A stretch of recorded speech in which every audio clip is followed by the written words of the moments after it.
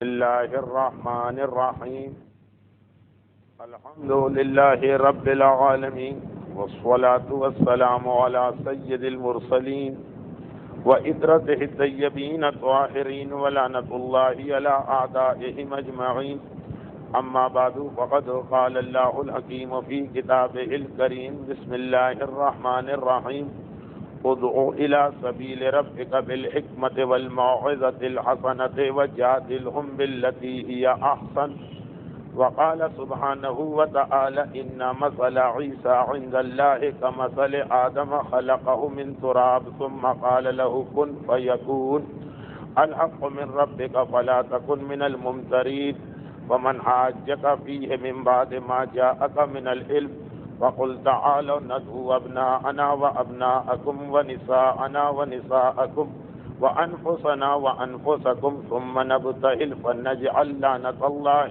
على الكاذبين۔ سیرت ختم مرتبت تقریر نمبر 177، موجودہ سال کی 11ویں تقریر اور مباحثے کے عنوان پر آج 6ٹھی تقریر ہے۔ اگرچہ میرا پورا ارادہ یہ تھا کہ اس موضوع کو آج 6ٹھی تقریر میں مکمل کر لیا جائے گا، لیکن چونکہ موضوع کو دیکھتے ہوئے یہ ممکن نہیں ہو پا رہا تھا اور تقریباً 6:30 تقاریر تک یہ بات جاتی، تو اسے بجائے 6:30 کرنے کے مکمل طور پہ 7 تقریریں کر لیا گیا، جس کی وجہ سے آج کی گفتگو خاص واقعہ مباحلہ سے ہٹ کر موضوع کی مناسبت ذہن میں رکھ کر لیکن واقعہ مباحلہ سے ہٹ کر بھی چند باتوں کا بیان کرنا تھا، اور وہ ہوگا بھی، لیکن ادھر آنے والے تقریباً تمام اہم راستے بند ہونے کی بنا پر 15 منٹ ویسے ہی تاخیر ہو گئی۔ چنانچہ اب تو یہ یقین ہو گیا کہ آئندہ کی بھی پوری تقریر مکمل ہو جائے گی اسی واقعہ مباحلہ کے بیان پر۔ تو آج کی 177 تقریر، جس کے اندر واقعہ مباحلہ کا وہ حصہ شروع ہو رہا جو زیادہ مشہور ہے اور جس سے ہر مومن اور مومنہ بخوبی آگاہ ہے۔ سیرت کے سلسلے جب ترتیب کے ساتھ بیان کیے جاتے ہیں، چاہے کسی بھی معصوم کی سیرت ہو، ایک مسئلہ یہ ہوتا ہے کہ بہت سے واقعات از حد مشہور ہوتے ہیں، لیکن ترتیب کے ساتھ جب بیان ہو رہا ہے تو اس کو بیان کرنا پڑتا ہے۔ شریک ہونے والوں کی مجبوری کا بھی خیال ہے کہ وہ سوچتے ہیں کہ یہ تو اتنی مرتبہ کی سنی ہوئی بات ہے، لیکن کیا کیا جائے، اس مسئلے سے بچنے کا اور کوئی راستہ بھی نہیں۔ سورہ آل عمران کی 3 مسلسل آیتوں کی تلاوت کی گئی، یہ تینوں آیتیں ایک دوسرے سے ملی ہوئی۔ ترجمہ یہ ہے کہ اللہ کے نزدیک عیسیٰ کی مثال ایسی ہے جیسے آدم کی مثال۔ خلقہ من تراب، آدم کو مٹی سے پیدا کیا، ثم قال له کن فیکون، پھر آدم سے کہا ہو جا تو وہ ہو گیا۔ الحق من ربک فلا تکن من الممترین، یہ وہ حق ہے، یہ وہ حقائق ہیں جو تیرے رب کی جانب سے آ رہے ہیں، بس خبردار شک کرنے والوں میں نہ ہو۔ لیکن فمن حاجک فیہ من بعد ما جاءک من العلم، اگر اس کے بعد بھی کوئی حجت پیش کرے، فمن حاجک، کوئی احتجاج کرے، حجت پیش کرے، دلیل بازی کرے، من بعد ما جاءک من العلم، جبکہ اس کو علم بھی آ چکا، فقل تعالوا ندعو ابناءنا وابناءکم، بس اس کو بلاؤ اور کہو کہ ہم بیٹے لائیں تم بیٹے لاؤ، عورتیں لائیں تم عورتیں لاؤ، نفس لائیں تم نفس لاؤ، پھر مباحلہ کریں اور اللہ کی لعنت جھوٹوں پر قرار دیں۔ اب اس آیہ مباحلہ کے حوالے سے 2 باتیں تو اس سے پہلے بیان ہو چکی ہیں، یعنی بالکل شروع تقریر جو پہلی تقریر تھی اس سلسلے کی، کہ نمبر 1، اس آیہ مباحلہ نے یہ بتا دیا کہ مباحلہ مسئلے کو ختم کرنے کا آخری حل ہے، کبھی شروع میں مباہلہ نہیں ہوگا. فمن حاجک فیہ من بعد ما جاءک من العلم، جب علم آ گیا، دلیلیں آ گئیں، ہر طرح سے ثابت ہو گئے، پھر بھی اگر کوئی نہ مانے تو مباہلہ کرنا. ایسا نہیں کہ ابھی سامنے والے کو مسئلہ سمجھایا نہیں گیا، ابھی اتمام حجت نہیں کیا گیا اور ڈائریکٹ ہم نے کہا کہ مباہلہ کر. نہیں، مباہلہ جب یہ پتہ چلے کہ سامنے والا سمجھ کر ناسمجھی کا مظاہرہ کر رہا، کیونکہ سوتے کو بیدار کیا جا سکتا ہے جو جاگ چکا ہے اور آنکھیں بند کر کے لیٹا، اس کے لیے مباہلہ. اور دوسری چیز اس حوالے سے کیا گئی کہ مباہلہ صرف رسول و آل رسول کے خصائص میں نہیں، بلکہ امت کو تا قیام قیامت یہ اجازت دی گئی ہے کہ اگر اس طرح کے حالات پیش آئیں تو وہ بھی مباہلہ کر سکتے ہیں، لیکن عقائد کے مسئلے میں، ذاتی اختلافات اور جھگڑوں میں نہیں. اگر کسی طرح سے یہ پتہ نہ چل رہا ہو کہ یہ مکان زید کا ہے کہ بکر کا ہے، یہ مباہلے کا موقع نہیں. اگر کسی طرح سے پتہ نہ چل رہا ہو کہ ہم نے سامنے والے کو قرضہ دیا ہے کہ اس نے ہم کو قرضہ دیا، یہ مسئلہ مباہلے کا نہیں. اگر عورت کا دعویٰ ہو کہ مجھے طلاق مل گئی ہے، شوہر کا کہنا ہو کہ میں نے طلاق نہیں دی، یہ مباہلے کا موقع نہیں. مباہلہ ہوتا ہے عقائد کی منزل میں. یہ تمام وہ چیزیں ہیں کہ یہ فقہ اسلامی میں اس کا حل موجود ہے اور بتا دیا ہے کہ گواہ کس کو لانا، قسم کس کو کھانا، کس طرح فیصلہ. تو یہ بھی ایک بہت اہم چیز ہے کہ مباہلہ ذاتی معاملات میں نہیں ہوتا، عملی معاملات میں نہیں ہوتا، فروع دین میں نہیں ہوتا. مباہلہ فقط اصول دین. اس کی زیادہ تفصیلات آ چکی کیونکہ اب 4 تقریریں بیچ میں آ چکی. 4 تقریروں کا مقصد ہے 1.25 مہینہ، اس لیے یہ 2 نقطے دہرائے گئے. واپس آ جائیے جہاں تک ہم پچھلی تقریر یعنی تقریر نمبر 176 میں پہنچے تھے، وہاں سے بات کو آگے بڑھانا. لیکن ایک آیت پھر دہرانا پڑے گی، سورہ نحل آخری آیتوں میں سے ایک آیت، ادعو الی سبیل ربک، لوگوں کو اپنے رب کے راستے کی دعوت دے، لیکن بالحکمت، دانش مندی اور دانائی کے ساتھ. کبھی ایسا بھی ہوتا کہ مقابلے میں ایسا آدمی ہوتا ہے جو ہمیں غصہ دلا کر ہماری عقل کو ختم کر دیتا اور ہم اس کے ٹریپ میں آ جاتے، ہم اس کے پھندے میں پھنس جاتے. نہیں، حکمت والموعظۃ الحسنہ، اور بہترین طریقے سے واضح نصیحت کرو. وجادلہم باللتی ہی احسن، اور مناظرہ کرو احسن طریقے سے. کیونکہ آج اللہ کے رسول کا بھی ایک مختصر مناظرہ موجود نجران کے عیسائیوں سے، اس لیے اس آیت کو دوبارہ دوہرا دیا گیا. بات یہاں تک پہنچی کہ نجران کے عیسائیوں کے لیے یہ ثابت تو ہو گیا انبیاء کے صحیفے پڑھ کر کہ حق کدھر ہے اور باطل کدھر، لیکن ان کے 2 سرداروں نے ایک مرتبہ آخر میں پھر یہ بات پیدا کر دی کہ ہم خود جائیں گے اور اپنی آنکھوں سے دیکھیں گے کہ کیا یہ رسول صاحب اولاد ہے کہ نہیں. چلے ہی، اور اپنے ساتھ انہیں تیسرے سردار کو لے جانا پڑا. اگرچہ یہ تیسرا سردار بھی اپنے ویسٹڈ انٹرسٹ کی وجہ سے یہی چاہتا تھا کہ اسلام کا پیغام نہ آنے پائے، لیکن بہرحال اس 2 کے مقابلے میں زیادہ پڑھا لکھا تھا اور مذہب کے بارے میں اس کی نالج زیادہ تھی.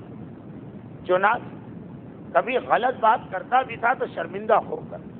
فرق ہوتا، ایک آدمی کو نہیں پتا کہ علی کی فضیلت کیا ہے اور وہ علی کی مخالفت کرتا، اور ایک آدمی دل سے جانتا تو وہ اگر کبھی مخالفت کرے گا تب بھی اس کی زبان پہ لولا علی لحلق آ ہی جائے گا. فرق ہو جاتا ہے جان کر کسی کی مخالفت کرنا اور بے سمجھے بوجھے. لیکن تینوں بہرحال اس مسئلے میں متفق ہیں کہ ہمیں اسلام کو مان کے نہیں دینا. کون تھی؟ ایک تو ان کا سردار جس کا نام سید ہے، دوسرا اس کا سیاسی مشیر یا پولیٹیکل ایڈوائزر جس کا نام عاقل، اور تیسرا ان کا مذہبی مشیر جس کا نام ابو حارثہ، اور جو عمر میں بھی سب سے زیادہ، اور ایک طرح سے اسے بادشاہ روم اس علاقے کے عیسائیوں کا رہبر بنایا تھا. یعنی وہ اس علاقے کے عیسائیوں کے کلیسا روم کی جانب سے، چرچ آف روم کی جانب سے، رومن امپائر کے چرچ کی طرف سے ایک اختیار رکھتا تھا. یہ 3 آدمی یہ چلے، اور انہوں نے یہ طے کیا کہ چونکہ ہماری قوم ابھی جذباتی پن میں آ گئی، چنانچہ ان کے جذبات کو ٹھنڈا کرنے کا طریقہ یہ ہے کہ ٹائم لے. اور ٹائم اسی طرح لیا کہ قوم سے کہا کہ بات تو سب سمجھ میں آ گئی، بس اتنی اجازت ہوئی کو آنکھ سے دیکھ کے آ جائے، اور یہ بات عام آدمی فوراً قبول کر لے گا کہ ہاں بات تو صحیح کہہ رہے ہیں، اور جہاں ہم اتنے سال ٹھہر گئے، 1 مہینہ اور ٹھہر جائیں گے، اور یہ کہہ کہ یہ چلے.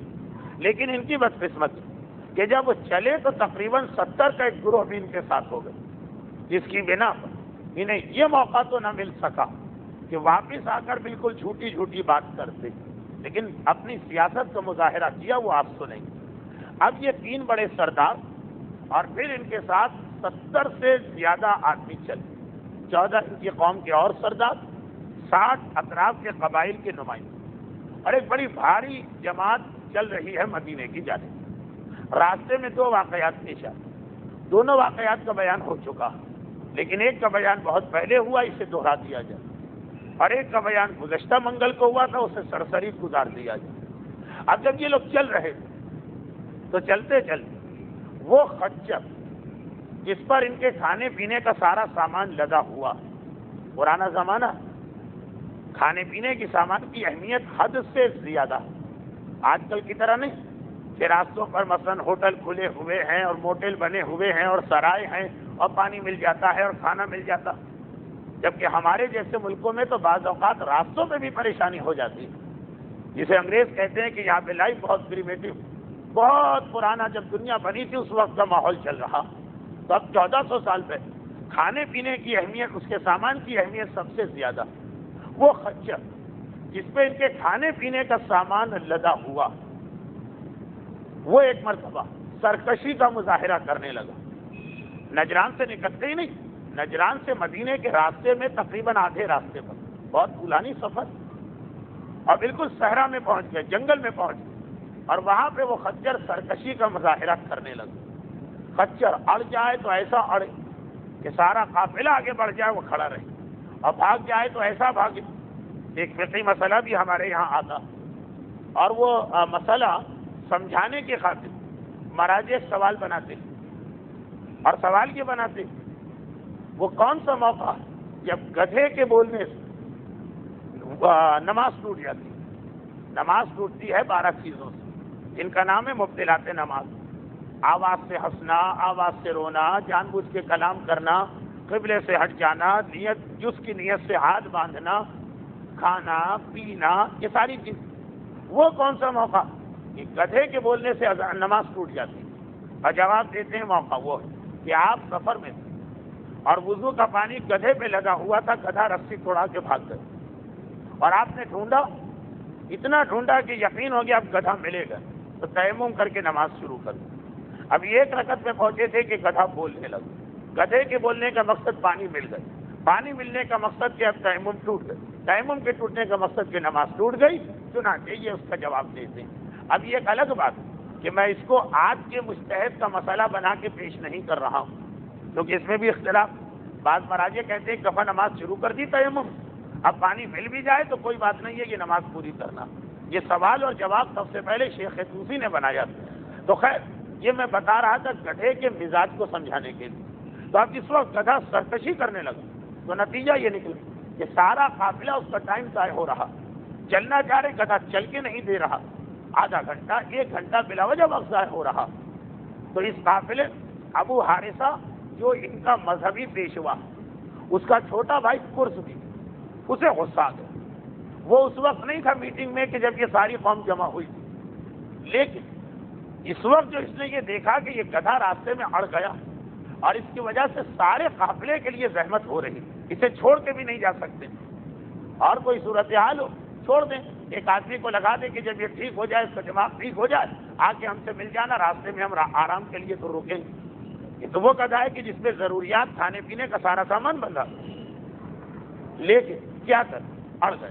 تو بے اختیار ابو حارثہ کے چھوٹے بھائی کو غصہ آ گیا اور کہا ایک بہت ہی توہین آمیز جملے کے انداز کہ خدا مثلاً معاذ اللہ ستیہ کرے مدینے کے رہنے والے اس شخص کا کہ جس کی وجہ سے ہم کو اس مصیبت میں پڑا، آرام سے اپنے گھر میں بیٹھے تھے، یہ فقط اس کے خط کی وجہ سے ہمیں ہماری ساری قوم کو نکل کے جانا پڑ رہا اور راستے میں یہ زحمت پیش آ رہی. ابو حارثہ تڑپ اٹھے، ابو حارثہ بے چین ہو گئے. اپنا بھائی تھا اس لیے بلا کے کہا کہ کیا کہہ رہے، یہ کس کی شان میں گستاخی کر رہے ہو؟ یہ کس کی توہین کر رہے ہو؟ کہا کہ اسی کی کہ جس نے جھوٹا دعوی نبوت کیا، ہمارے نبی عیسیٰ کے آنے کے بعد بھی اپنی نبوت کا اعلان کر رہا اور اس کی وجہ سے ہمیں اس جنگل میں آنا پڑا۔ کہا یاد رکھو وہ مرسل پر حق ہے، وہ اللہ کا سچا رسول ہے، وہ صحیح پیغام لے کے آیا۔ یہ وہی تو ہے جس کے بارے میں حضرت عیسیٰ نے کہا۔ ارز نے سنا، گھبرا گئے۔ سگا بڑا بھائی، عالم بھائی، تمام عیسائیوں کا رہبر دینی، اور وہ یہ بات کہہ رہا، چونک کے کہا کہ آپ نے یہ کیا کہا؟ جواب دیا یہ حق، یہ حقیقت، کیا تمہیں یاد نہیں؟ ہم اور تم تو گھر میں حضرت عیسیٰ کی ایک کتاب پڑھتے تھے، اس کے مصباح چاروں میں یہ لکھا، یہ ایک نیا حوالہ۔ باقی جتنے حوالے اس 4 تقاریر کے مناظرے میں آئے وہ اپنی جگہ، یہ اس سے ہٹ کر ایک نیا حوالہ، اور کہا کہ ہم اور تم تو روزانہ وہ جو کتاب پڑھتے حضرت عیسیٰ جو ہمارے پاس ہے، کیونکہ یہ سب سے بڑا پادری ہے اس علاقے، جو ہمارے پاس ہے، جو ہم عام لوگوں کو نہیں دکھاتے، کیا اس میں یہ نہیں کہ حضرت عیسیٰ نے اپنی قوم کو دیکھ کر ہی کہا کہ اے قوم بنی اسرائیل، تمہارے لباس بہترین، تمہارے جسم بڑے خوبصورت، تمہاری غذا بہت بہترین، لیکن تمہارے دل مردار سے بھی زیادہ سڑے ہوئے اور گندے، اس لیے کہ تم اسے ماننے کو تیار نہیں ہو جسے خدا تمام انبیاء کا سردار بنا کے بھیجنے والا۔ کیا تمہیں نہیں معلوم؟ ایک مرتبہ پروردگار نے مجھ سے کہا کہ اے عیسیٰ، تم جو اس دنیا میں جا رہے ہو تو اصل مقصد تمہارا یہ کہ اپنے بعد آنے والے رسول جو تمام انبیاء کا سردار ہے اس کی رسالت کا پیغام تمہیں دینا۔ تو میں نے خدا سے پوچھا کہ پروردگارہ وہ کون؟ کہا کہ وہ میری مخلوقات میں سب سے افضل، جسے میں نے اپنے نور سے خلق کیا، اور یاد رکھو یہ وہ جو فاران کے علاقے میں ظاہر ہوگا، اس مکے میں جہاں تمہارے جد ابراہیم نے میرے گھر کے اپنے ہاتھوں سے بنایا، وہ مکہ جہاں تمہارے جد ابراہیم میرا گھر اپنے ہاتھوں سے بنایا، وہی اس کا مسکن ہو، وہیں پہ وہ پیدا ہو، وہیں پہ وہ پلے بڑھے۔ اور یاد رکھو تمہاری ماں کہ جس سے زیادہ افضل اب تک کوئی عورت اس کائنات میں نہیں بنی، اب تک اس دنیا میں نہیں آئی، کائنات میں دنیا، وہ جنت اسی رسول کی بیوی بنے گی، جناب مریم اور جناب آسیہ، جناب خدیجہ کے ساتھ یہ 2 اور پیغمبر کی ازواج ہیں جنت کے اندر والی، کہ تمہاری ماں مریم اسی رسول کی بہشت کے اندر زوجہ بننے والی۔ اور یاد رکھو کہ جنت یہ سب سے بلند مقام، وہاں پہ میرا یہ رسول رہے گا، اور اس کی بیٹی جو کائنات کی ساری عورتوں کی سردار، وہ تمہاری ماں کے ساتھ اسی علاقے میں اس رسول کے پڑوس میں رہے گی۔ اور اس کے لیے میں نے اتنا بڑا حوض کوثر بنایا کہ اگر سورج زمزم سے نکلے اور چلتا رہے تو جہاں جا کے غروب ہوگا، اتنا بڑا تو ایک حوض کوثر میں نے اس کے لیے بنایا، جس میں رحیق اور تسنیم کے 2 پانی ہوں گے، اور اس کے کنارے اتنے پیالے رکھے ہوں گے جتنے آسمان پہ ستاروں کی تعداد۔ اور ہر وہ شخص جو میرے اس رسول سے اور اس کے اہل بیت سے محبت کرے گا، وہ حق رکھے گا کہ یہاں پہ آئے اور اس پانی کو پیے، لیکن ایسا پانی کہ لا ظمأ بعدہ، جو ایک مرتبہ پی لے گا اس کے بعد کبھی بھی اسے نہ پیاس لگے گی نہ پانی کی حاجت ہوگی۔ یہ نہیں کہا کہ مرتے دم تو دنیا میں کہا جاتا، ہم کہتے ہیں نا کہ مرتے دم تک آپ کو پانی کی ضرورت پیش نہیں آئی، مرتا دم کیا، یہ تو ہی مرنے کے بعد کی بات، اسی لیے کہا ابداً، مرتے ورتے نہیں، موت تو مار دی جائے۔ روایتوں میں یہ جملہ شیخ عباس قمی نے منازل الاخرہ میں بھی اس کا تذکرہ کیا، اور وہ یہ کہ جب سب لوگ جنت جہنم میں چلے جائیں تو اس وقت خدا سب کو باہر واپس دوبارہ بلائے گا، جنتی جنت سے نکلیں گے، جہنمی جہنم، البتہ پورے باہر نہیں آئیں گے، گیٹ پر آ جائیں گے، اور کہا جائے گا دیکھو ایک چیز، اور وہ کیا چیز دکھائی جائے گی؟ موت دکھائی جائے گی۔ اب کس شکل میں ہے موت؟ ایک روایت یہ ہے کہ بھیڑ کی شکل میں، دمبے کی شکل میں، مینڈھے کی شکل میں، بہرحال کسی گوسفند کی شکل میں، اور ملک الموت سے کہا جائے کہ آج تک تم نے انسانوں کو مارا، آج تم موت کو مارو، اور ملک الموت اس گوسفند کے گلے پہ چھری چلائے گا اور یہ گوسفند مر جائے گا، اعلان ہوگا آج موت مر گئی، اب کسی کو موت نہیں آنا ہے، آج موت ہی مار دی گئی، آج موت کا خاتمہ ہو گیا، تاکہ جنت والے یہ سوچ کے اب واپس جائیں کہ جو ملا ہے تو اب ہمیشہ ہمیشہ کے لیے ملا، اور جہنم والوں کو بھی یہ بتا دیا جائے، یہ خیال نہ کرنا کہ یہ عذاب تو ہے لیکن کبھی تو ہماری جان چھوٹے گی نا، کبھی تو موت آئے گی نا۔ دنیا میں تو یہی کہ آدمی پہ بڑی مصیبتیں ہوتی، بعض واقعان ایسے بیچارے ہوتے ہیں کہ ایسا لگتا ہے کہ پیدائش سے لے کے موت تک اپنی تقدیر میں مصیبت ہی لکھوا کے جائیں، بچپنا بھی مصیبت، جوانی بھی مصیبت، بڑھاپا بھی مصیبت، کبھی رزق کی پریشانی، کبھی پیسے کی پریشانی، کبھی ازدواج کے مسئلے میں پریشانی، ان کو بھی ایک سکون ہوتا، کبھی تو مریں گے نا۔ 60 سال 70 سال یہ مصیبتیں ختم ہوں، جہنم والوں کے دل میں یہ خیال نہ آ جائے کہ یہ عذاب اور کوڑے، یہ آگ اور سانپ اور بچھو، کبھی تو نجات ملے گی نہیں، اب نہیں ملے گی، وہ موت ہی مر گئی جو تمہیں نجات دے سکتی تھی۔ تو خیر کہا جو روایت کا جملہ لا سمان بادو، ستاروں کی تعداد کے برابر پیالے اور اتنا لمبا چوڑا وہ حوض کہ اگر زمزم کے کنویں سے جو مکے میں ہے سورج نکلے اور چلتا رہے چلتا رہے چلتا رہے جب جا کے غروب ہوگا، اتنی اس کی لمبائی، ہر آدمی ایک مرتبہ پانی پیے گا، کبھی اس کو پیاس نہیں لگے گی۔ اور اے عیسیٰ میں تمہیں بھیج اس لیے رہا ہوں کہ تم جا کے دنیا والوں کو بتا دو یہ نبی آنے والا ہے جس کے 2 نام، احمد بھی اسی کو کہتے ہیں، محمد بھی اسی کو کہتے ہیں، اس کو ماننا ہے، ضرور بھیجے محمد والے کو، اسے ماننا، اسے تسلیم کرنا، اور جو اسے نہیں مانے گا وہ ہمیشہ میرے قہر اور عذاب کا نشانہ رہے۔ یہ ایک نیا ریفرنس جس کے اندر جو لوگ آج تشریف لائیں ان کو تو یہ بات سمجھنا اس لیے مشکل کہ 176 تقاریر کنٹینیوشن میں چل رہی اور باتیں بہت سی پیچھے آ گئی۔ یہ ایک نیا ریفرنس، میں نے اسی لیے کہا کہ دیکھیے 4 اس سے پہلے تقاریر ہوئی تھی نجران کے شہر کے مناظرے، اور وہاں ساری کتابیں لائی گئی، مگر دیکھیے یہ کتاب نہیں لائی گئی، یہ کتاب چھپا دی گئی، اس لیے کہ وہاں بھی وہی کتابیں آ سکیں جس کے بارے میں اس مرد مومن بیچارے حارثہ کو پتا تھا، جو اس کی نالج میں تھی وہ کتابیں وہ منگواتا رہا تھا۔ یہ کتاب خاص اس پادری کے پاس، یہ کسی کو نہیں دکھاتا، ورنہ تو جو ابھی اس نے آخری جملہ پڑھا جس پر میں نے آپ سے درود کی التماس کی، وہ آخری جملہ جو پڑھا اس نے اس سارے مناظرے کے مسئلے کو حل کر دیا۔ اس پورے مناظرے وہ لوگ آخر میں ایک بات پہ آ گئے کہ 2 نبی، احمد الگ ہے محمد الگ ہے، یہ محمد ہم انتظار احمد کا کر رہے ہیں۔ اور ابھی ابو حارثہ جو کتاب پڑھ رہا، جو اپنے سگے بھائی کے کان میں بات کر رہا، اس میں یہ مسئلہ حل ہو کہ عیسیٰ نے کہا یہ دونوں ایک ہی کے نام، اور جس کا نام محمد ہے اسی کا نام احمد، اور میں انہی کے لیے پیغام دینے آ رہا ہوں۔ اگر یہ عبارت وہاں پڑھ دی جاتی تو مسئلہ ہی حل تھا۔ وہ جو ان کو بحث کی ایک گنجائش ملی ہوئی وہ 2 ناموں کی وجہ سے، تو یہ بھی ان کے پاس حقیقت چھپا کے رکھا تھا، اور اس لیے وہاں پہ نہیں لا کہ حارثہ بیچارے کو اس وصیت نامے کا علم نہیں، یہ خاص ایک پوپ کے ہاتھ سے دوسرے پوپ کے پاس منتقل ہوتا تھا، یہاں تک کہ ابو حارثہ کے پاس آیا۔ اتنا سننے کے بعد اب اس کے چھوٹے بھائی کی آنکھیں پھٹی رہ گئی، کہا کہ آپ نے سارے مسئلے کو حل کر دیا، جب یہ ساری باتیں آپ جانتے ہیں، یہاں تک کہ یہ آخری نقطہ بھی آپ جانتے ہیں کہ یہ دونوں نام ایک ہی نبی کے ہیں، 2 نبی نہیں، تو پھر آپ مدینے جا کیوں رہے؟ پھر یہ ساری بحث، یہ سارا مناظرہ اور یہ ساری زحمت سفر، آخر اس کا مقصد کیا؟ ہم تو یہی سوچ رہے تھے، اعلان تو یہی ہوا تھا نا، قوم یہ دیکھنے جا رہے ہیں کہ کیا یہ وہی نبی ہے جس کے بارے میں عیسیٰ بشارت دے گا، اور ان کی اولاد چیک کرنا۔ آپ نے جو پڑھا اس سے تو ظاہر ہو گیا کہ وہی نبی، پھر آخر ضرورت کیا؟ وہی جواب۔ یہ جواب میں نے مختصراً پہلے بتایا تھا، پورا واقعہ نہیں، پوری واقعے کو میں نے ریپیٹ نہیں کیا۔ جواب یاد کیا، جواب یہ دیا ابو حارثہ۔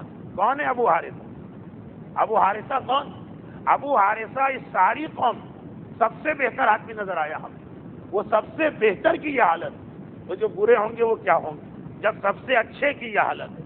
ابو حارثہ کہتا کہ بھائی وہ سب اپنی جگہ، لیکن تمہیں پتا ہماری قوم ہماری کتنی عزت کرتی، بڑے بڑے مکان بنا کے ہمیں دیے، بڑے بڑے کلیسا یعنی چرچ بنا کے ہمیں دیے، اپنے خزانوں کے منہ ہمارے لیے کھولے ہوئے، محنت و مزدوری کر کے پیسہ جمع کرتے لا کے ہمارے حوالے کر دیتے، ہمارا اتنا احترام ہے کہ روم تک سے ہمارے نام پیغام آتے، اس زمانے کا روم جیسے آج کا امریکہ، کہ وائٹ ہاؤس سے ہم سے کانٹیکٹ کیا جاتا ہے، مثلا وہاں بھی ہماری عزت اور وہاں بھی ہمارا احترام۔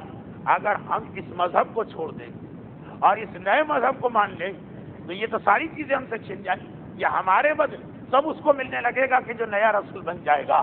تو بھائی ہمیں اپنی اس عزت کو، اپنی اس دولت کو اور اپنے اس عیش و آرام اور جائیداد کو بھی بچانا، اس لیے یہ سارا جھگڑا چل رہا۔ بڑا بھائی چھوٹے بھائی سے کہہ رہا، اور اس طرح کہہ رہا کہ حضرت عیسیٰ کے صحیفے سے پڑھ کے یہ بتا رہا۔ تو دیکھیے راستے ہی میں یہ بات طے ہو گئی۔ اور یہاں پر ایک بات میں اور کہہ، جس کا وقت ابھی نہیں آیا، کہ جب یہ لوگ نجران کے عیسائی مباہلہ کر کے واپس جائیں اور اس راستے سے گزرے تو ان میں سے ایک جو نجران کے عیسائیوں مباہلہ نہیں کیا اور اتنا ہر ایک کو پتا ہے کہ جزیہ دیتے اور مصالحت کرتے، لیکن ان میں سے کچھ غیر متفق ہو جائیں گے، کہیں گے جب اس کی سچائی ثابت ہو گئی تو ہم واپس کیوں آ رہے ہیں؟ بغاوت ہوگی واپسی، بڑی بغاوت نہیں، ایک دو ہی آدمیوں کی، لیکن ہوگی بغاوت، کیونکہ یہ چیز بھی ہمارے یہاں کم لوگوں کو معلوم ہے۔ یہاں تک تو پتا کہ نجران کے عیسائی پہاڑ ٹلنے کی بات کر کے واپس چلے گئے، لیکن واپسی میں ان کے کچھ نوجوانوں نے بغاوت کر دی۔ یہ بغاوت نہیں کی کہ آپ صلح کر کے کیوں آئے، یہ بغاوت کی کہ آپ اسلام قبول کر کے کیوں آئے، لیکن وہ واپسی کا سفر ابھی تو ہم جا رہے ہیں۔ تو ایک تو یہ بات بہت واضح طور پہ راستے میں آ گئی کہ جانے والے شروع سے ہی یہ جذبہ لے کے گئے تھے کہ ہمیں مان کے نہیں دینا، اس لیے نہیں گئے تھے کہ جا کے دیکھو کہ کیا نتیجہ نکلے، پہلے سے پتا ہے کہ سچا رسول۔ اور پھر جب ذرا آگے بڑھے تو خالد ابن ولید کا لشکر مل گیا کہ جس کو رسول نے اس لیے بھیجا کہ جاؤ جا کے دیکھو اتنی دیر کیوں ہو گئی۔ جب یہ لشکر ملا تو نجران کے عیسائیوں کو پتہ چل گیا مدینے میں ہمارا انتظار ہو رہا۔ اس لشکر کی ساری کیفیت پچھلی تقریر میں آ چکی، چنانچہ مدینے کی سرحد پر پہنچ گئے، انہوں نے اپنے آپ کو بدلا۔ ایک مرتبہ پھر 5 تقریروں پہلے کا جملہ دوہرا، عیسائیت ویسے سادگی پسند تھی اور ابھی بھی نسبتاً سادگی پسند ہوگی، لیکن نجران کے عیسائیوں کے پاس اتنی دولت آ گئی کہ ان کے پوپ اور ان کے چرچ اور ان کے اسقف اور ان کے لارڈ بشپ وہ سب بھی عیش و آرام میں پڑ گئے، عام عیسائیوں سے ہٹ گئے تھے یہ لوگ۔ لیکن اس وقت مسئلہ ان کے سامنے تھا اپنے علاقے کی بڑائی ظاہر کرنے کا، کہ مدینے میں ہمارا انتظار ہو رہا تو ہم اتنے بنصور اور سچ کے جائیں گے کہ مدینے والے ہم سے پہلے ہی متاثر ہو جائیں۔ First impression is the last impression, یہ ان کے ذہن میں کہ پہلا تاثر ہی اتنا دینا۔ چنانچہ عالیشان لباس پہنے، سونے کے زیورات مردوں نے پہنے۔ آج کل کے دور میں تو عجیب بات نہیں، آج کل مرد پھر سونے کے زیورات پہنتے، کانوں میں بندے تو بہت کثرت سے نظر آ رہے ہیں۔ اگر بعض علماء کا کہنا کہ جب مستحب ہے اسلام کہ بچے کے کان چھدوائے جائیں، چاہے لڑکی ہو چاہے لڑکا ہو، تو یہ کان شاید بندوں ہی کے لیے چھدوائے گئے، تو بندوں پر ہمیں اتنا اعتراض نہیں ہے جو آج کل یورپ اور امریکہ سے آنے والے جوان پہنتے رہتے ہیں، لیکن بات پھر کہیں اور جا رہی ہے۔ انہوں نے باقاعدہ پراپر زیورات پہنے، اور پھر جو آج بھی ہماری عورتیں کہیں جاتی تو کم سے کم 2-3 گھنٹے بیوٹی پارلر میں گزارتی، انہوں نے اپنے بالوں کے بنانے سنوارنے میں خاصا وقت لگایا، جو کہ خاص طور پہ تاریخ میں لکھا کہ بالوں کو آراستہ کیا۔ تفصیل تو نہیں آئی کہ کیسے آراستہ کیا، لیکن ہمیں ضرورت بھی نہیں، کیونکہ ہم اپنی عورتوں کو دیکھ لیتے بیوٹی پارلر میں تو پتہ چل جاتا۔ لیکن یہ جملہ لباس، زیور اور بال، اور پھر مدینے میں داخل۔ اچھا، ایک تو ویسے ہی یہ گورے چٹے تھے کیونکہ یہ یمن کے قریب رہتے، اور پھر غذا بھی ان کی بہت اچھی، سردار ہیں اپنی قوم کے، اور خوب مال پانی ان کے پاس آ رہا، چاہے وہ سیاسی ہو چاہے وہ مذہبی، جو عام عیسائی فاتحوں کا طریقہ ہوتا کہ دبلے پتلے زہد تقویٰ وہ سب نہیں، اور پھر تو بنا سوار کیا۔ مدینے میں داخل میں ایک شور اور ہنگامہ ہو گئے۔ مدینے والوں نے کہا اتنے حسین اور خوبصورت آدمی ہم نے آج تک نہیں دیکھے۔ ایک تاثر بنتا جا رہا کہ ایک ایسا گروہ آیا۔ یاد رکھیں، یہ مدینہ 1 ہجری کا مدینہ نہیں، یہ مدینہ 9 ہجری کے آخری مہینے کے آخری ہفتے کا، آخری مہینہ بھی ہے ذی الحج کا، اور آخری ہفتہ بھی ہے، یہ 24 ذی الحج کے قریب کا آخری ہفتہ تو نہیں، اس لیے کہ کافی دن ٹھہر۔ اب مدینے کے 10 سال ہو گئے، پہلی ہجری میں مدینے میں کوئی نہیں آتا تھا، 10 سال میں اسلام اتنا پھیل گیا کہ ہر طرف کے لوگ مدینے میں آنے جانے لگے۔ مدینے والوں نے افریقہ والوں کو دیکھا، مدینے والوں نے سوڈانیوں کو دیکھا، مصریوں کو دیکھا، رومن کو دیکھا، ایرانیوں کو دیکھا، لیکن کہا ایسے کبھی نہیں دیکھے، اتنے خوبصورت، اتنے حسین، اتنے جمیل۔ اور یہ لوگ سیدھا سامان رکھتے مسجد میں داخل، اس لیے کہ تیاری اسی لیے کی کہ جاتے ہی رسول کے سامنے بھی اپنا امپریشن بنانا۔ ایک مرتبہ یہ پیغمبر اسلام کے سامنے اسی سج دھج کے ساتھ پہنچے، پیغمبر کی نگاہ ان پر پڑی، یہ سلام کرتے ہیں اور پیغمبر اپنا چہرہ پھیر لے۔ یہاں تک کی بات کچھ آخری تقریر میں آ گئی، لیکن یہ پورا ریپیٹ نہیں کیا میں نے، اس میں کچھ باتیں آج نئی آئی ہیں اور اضافے کے ساتھ۔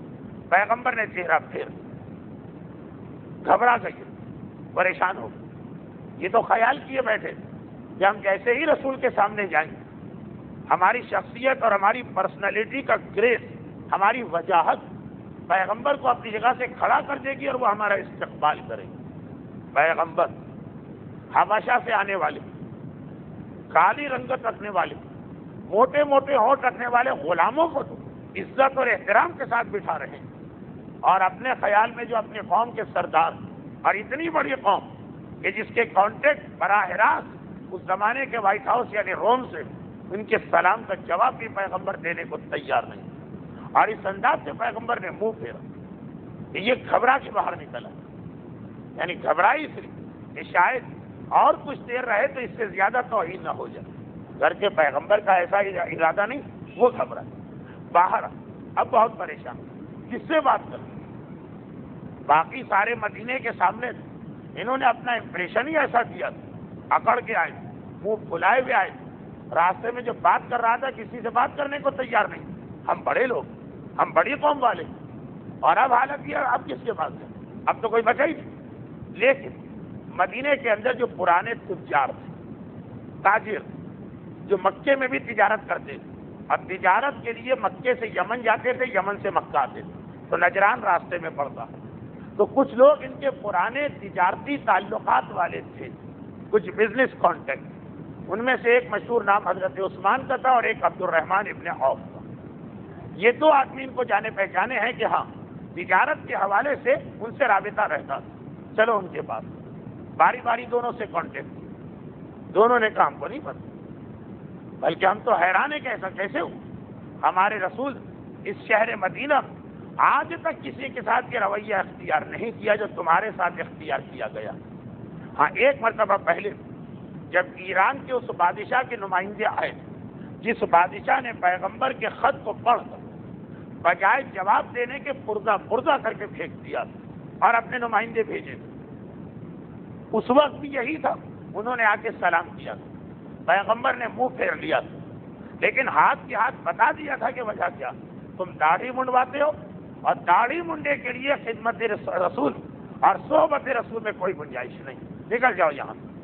اور ایک دوسرا یہ واقعہ، لیکن انہوں نے پوچھ لیا تھا، اس لیے پوچھا کہ وہ قاصد بن کے آئے، اپنے آپ کو چھوٹا سمجھ رہے تھے، یہ اتنا بڑا بن کے آئے کہ ان کے لیے رسول سے بات کرنا بھی مشکل اور توہین نہ ہو جائے، ہم تو سردار، یہ آگے پوچھتے ہیں۔ دونوں نے کہہ دیا ہمیں نہیں معلوم، آج تک ہم نے رسول کا یہ رویہ نہیں دیکھا، یہاں پہ کافر آئے، مشرک آئے، بت پرست آئے، یہودی آئے، عیسائی آئے، منافق تو آتے ہی رہتے، پیغمبر کے کھلے دشمن آئے، چھپے دشمن آئے، خون کے پیاسے آئے، ارادہ قتل کرنے والے آئے۔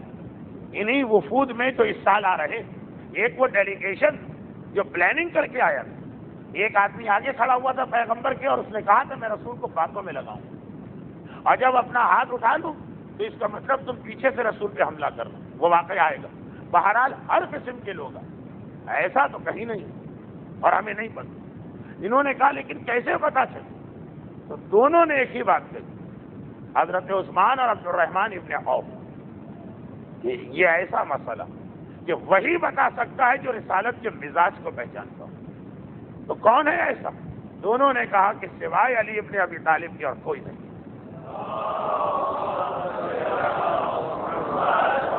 باقاعدہ تاریخ کے اوراق پر یہ جملہ لکھا کہ یہ مسئلہ عام مسئلہ نہیں، خاص مسئلہ جو مزاج رسالت کو پہچانتا ہے۔ ان لوگوں نے کہا کون ہے؟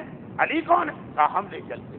یہ دونوں لے کے چلے اور ایک مرتبہ اس دروازے پہ لے جا کے کھڑا کر دی جو علی کا دروازہ تھا۔ ایک بات میں کہہ، بہت بات حضرت عمر کے انتقال کے بعد تیسری خلافت کے لیے شورا بنائی گئی اور یہ طے پایا تھا کہ یہ طے کریں آپس میں کہ کون خلیفہ ہو۔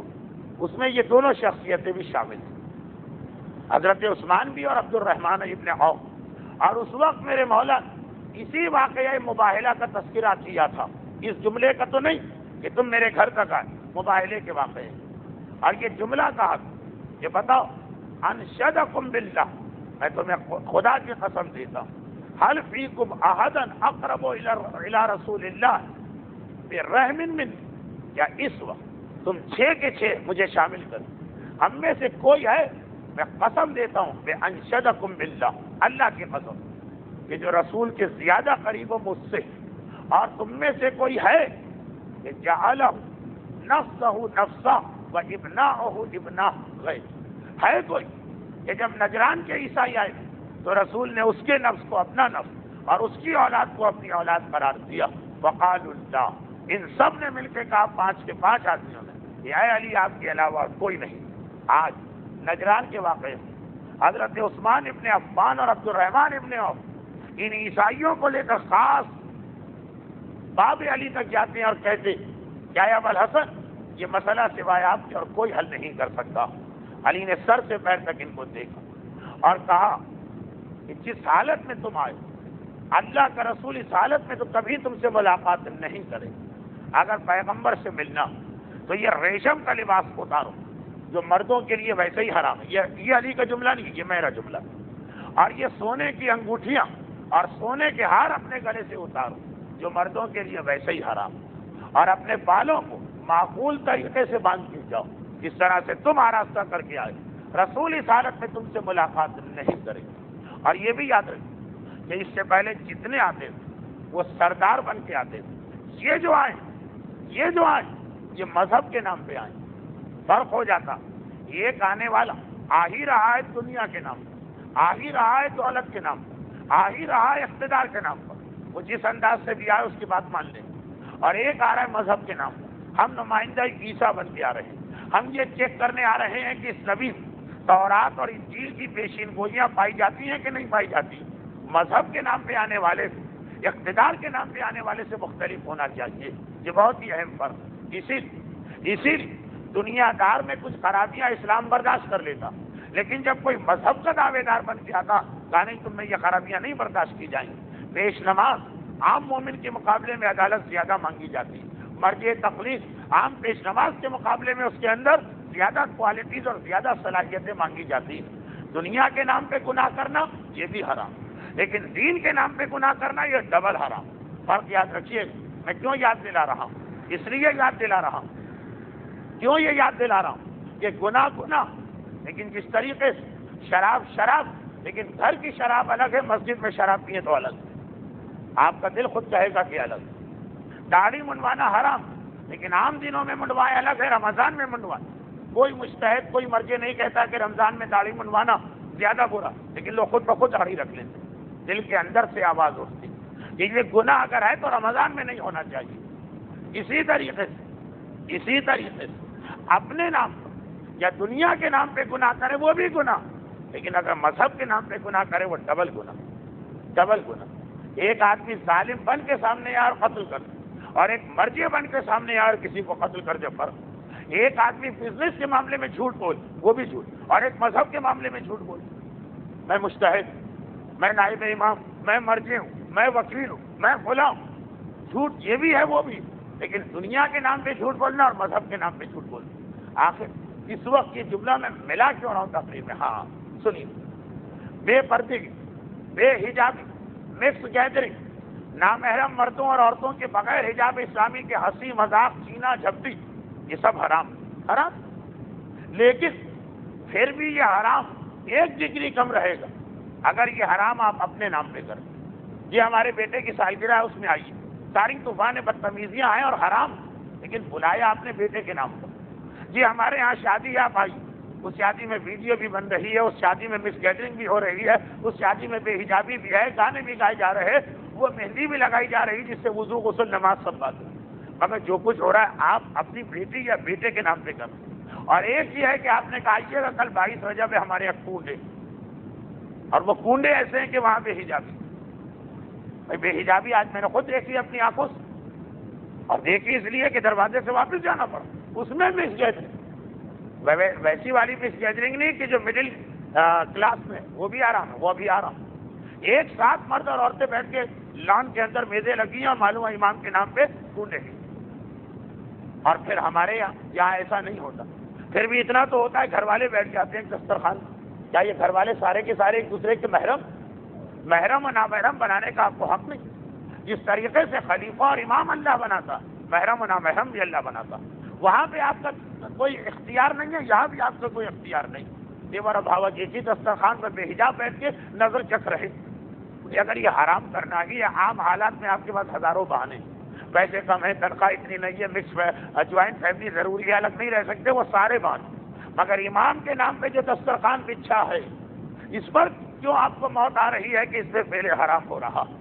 آپ کو معلوم ہے نا، انقلاب اسلامیہ ایران کے بعد ایران میں فوری طور پہ جو اصلاحات کی ان میں ایک اصلاح یہ بھی کہ اگرچہ ایک طرف کتابوں میں لکھا زیارت کے لیے جاؤ تو امام کی زری کا طواف کرو، لیکن اگر یہ طواف سبب بن رہا ہے کہ مرد اور عورتیں ایک دوسرے سے ٹکرائیں، جبکہ ایران کسی دور میں چاہے وہ شاہ ملون کا بدترین زمانہ روزے کے اندر اور زری کے کنارے پہ حجاب عورت نہیں ہوتی، اور اگر چادر بیچ میں ہے اور مرد اور عورت کا جسم ٹکرا گیا تو حرج نہیں، لیکن حرج نہ ہونا الگ بات، کیا احترام کے منافی نہیں کہ اس امام معصوم کے سامنے اس طرح جا رہے ہیں، فوری طور پہ پارٹیشن ڈالا گیا، مرد الگ عورتیں الگ، چاہے اس کی وجہ کسی کو بھی اب زری کا طواف پورا نہیں مل رہا، مگر ایک مستحب بھلے چھوٹ جائے، ایسا گناہ تو نہ ہو کہ جو امام کو ناراض کرے امام کے نام پر۔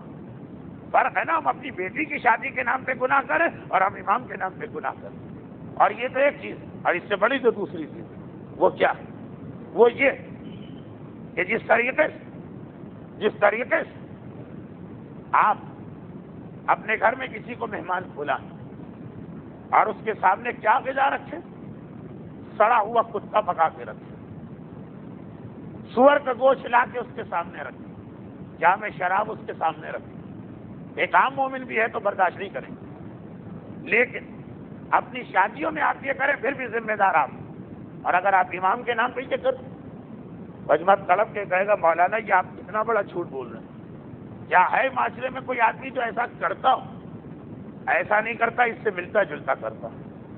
روایات میں بار بار یہ جملہ آتا کہ حرام طریقے سے کمایا ہوا ایک درہم کھانا ایسا ہے جیسے سڑا ہوا کتا اور سور کھانا۔ روایت میں تو اس سے بھی سخت جملہ، ماں کے رشتے سے ایک بدترین حرام خانہ خدا میں 70 مرتبہ۔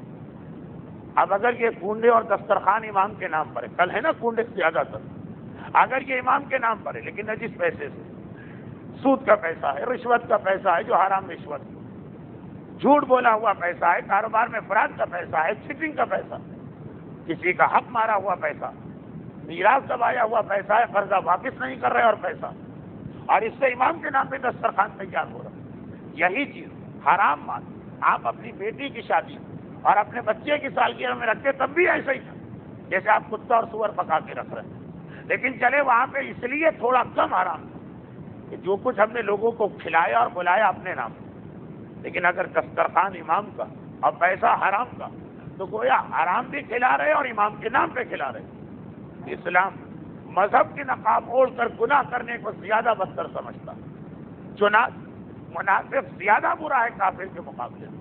کھلم کھلا وہ اعلان کر گیا نا، یہ تو اپنے چہرے پہ نقاب اسلام کی ڈالتا ہے اور عقیدہ رکھتا ہے غیر اسلام۔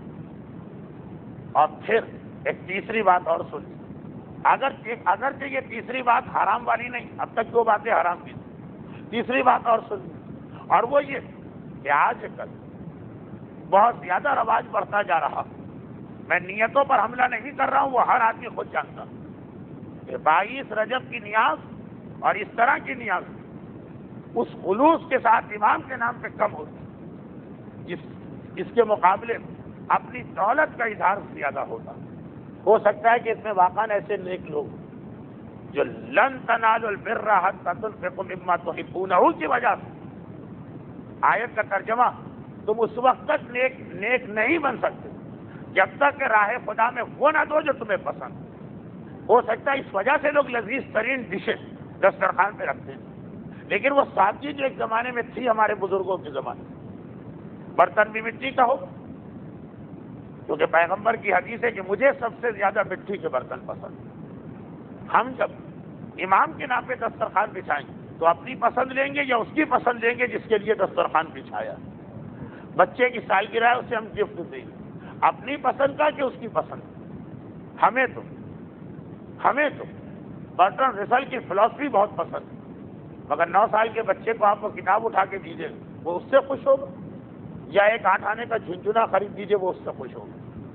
جس کے لیے تقریب ہے اس کے مطلب کی چیز دینا۔ امام کے نام پہ تقریب، امام مٹی کے برتن پسند کرتے اور سادہ غذا، ہوتی تھی سادہ غذا. آج آپ دیکھیں دسترخوان کے آئٹم کتنے بڑھتے چلے جا رہے ہیں. لیکن اگر ہماری شادیوں میں یہ ہو وہ بھی برا, وہ بھی غلط, بلکہ حرام ہے اگر اسراف کی منزل پہ پہنچے. لیکن امام کے نام پر نتیجہ کیا نکلتا؟ دیکھیے آپ عالیشان ڈشز پکا کر امام کے نام پہ نیاز کے نام سے کھلا رہے ہیں, یہ حرام نہیں, یہ حرام نہیں, یہ واضح کر. لیکن اسلام کے فلسفے کے اعتبار سے اتنا اچھا نہیں, سوائے اس کے کہ نیت آپ کی واقعا اتنی خالص ہو, پھر تو بات دوسری. ورنہ اس کا ایک نقصان تو یہ نکلا کہ بیچارے غریب غربا کے پاس امام کو خوش کرنے کا یہ ایک طریقہ تھا, وہ بھی ان سے چھین لیا گیا. جہاں ایک طرف دہی بڑے ہوں گے, بھیل پوری ہوگی, فالودہ ہوگا, چنے ہوں گے, چاٹ ہوگی, اور دوسری جانب میٹھی ٹکے اور کھیر رکھی ہوگی, تو کون ہے کہ جو ادھر جائے گا اور ادھر نہیں آئے گا؟ ادھر آئیں گے اتنا پیٹ بھر دیں گے کہ وہاں دروازے پہ کھڑے کھڑے چلے جائیں گے. پہلے کم از کم اس نیاز کے نام پر غریب اور امیر برابر ہو جاتے تھے. اب فرق ہو رہا ہے کہ ابھی تک یہ حرام کی منزل پہ نہیں پہنچا, میں بتا دوں. لیکن بات حرام کی نہیں, بات ہے رسول اور امام کو کیا چیز زیادہ پسند کر رہی ہے. 22 رجب کی وجہ سے 2 جملے آ گئے.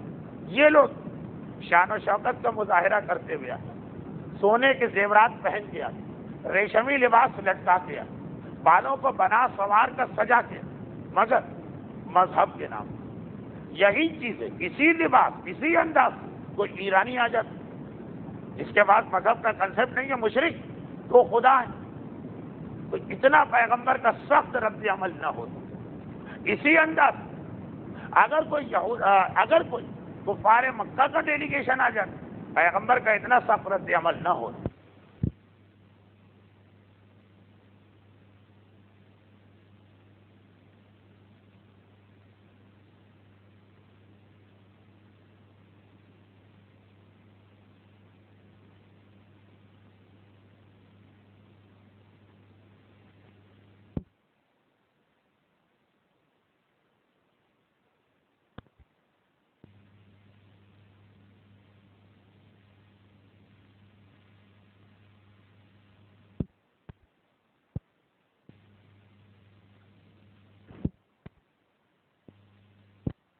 حرام. اور ظہور امام کے بعد جو پہلے اصلاحات امام کریں اس میں بڑی مسجدوں کو ڈھا دیا جائے گا اور سونے جتنے ہیں وہ سب نوچ لیے جائیں گے, جس سے غلط استفادہ کرتے ہوئے معاذ اللہ لوگ روزہ امام تک بات پہنچا دیتے ہیں. یہ قیاس ہے, یہ قیاس, لیکن مسجد کی حد تک یہ ہے.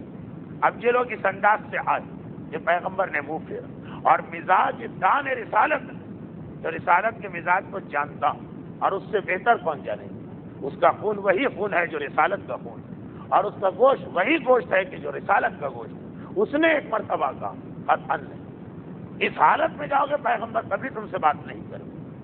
تم مذہب کے نام پر آئے ہو, اتنا ہی سادہ بن کے جاؤ جتنا مذہب چاہتا. ہاں یہ بھی نہیں چاہتا کہ لنگوٹی باندھ کے چلے. آپ نے کہا جی بالکل سادگی ہے, سوکھی روٹی لاؤ, دال بھی لائے تو مزہ ہے, اس میں پانی ڈال کے اور بس مزہ کرو. نہ یہ افراد نہ یہ افراد نہ وہ تفریح. ہاں جاؤ پروقار لباس میں, سادہ لباس میں, صاف ستھرے لباس میں بنسور کے جاؤ جو اسلام کہہ رہا. چنانچہ مومن کے پاس جو چیزیں ہر وقت ہونی چاہیے ان میں سے ایک کنگھی بھی کہا کہ بال نہ رکھو, اگر رکھو تو بنا سنوار کے رکھو, داڑھی بڑی رکھو لیکن بنا سنوار کے رکھو. اچھا خیر یہ ایک الگ موضوع. اب یہ لوگ فوراً اسی وقت اپنی حالت بدلی, مسافر خانے گئے, سادے لباس پہنے, سونے کے زیورات اتارے, بالوں کو صحیح انداز سے جو اس زمانے کے ماحول کے اعتبار سے شریفانہ طریقہ تھا سیٹ کر کے آئے.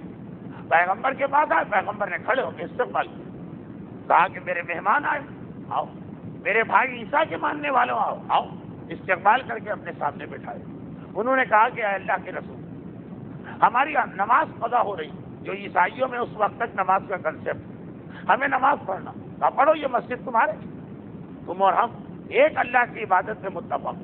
اس وقت تک مسجدوں مشرکین کا جانا حرام نہیں ہوا, بلکہ اگر آپ کو یاد ہو تو ابھی خانہ کعبہ تک میں جانا حرام نہیں ہوا, کیونکہ اسی سال کے حج میرے مولا نے اعلان کیا تھا کہ 4 مہینے اور ہیں, اس کے بعد مشرکین کا داخلہ بند ہو.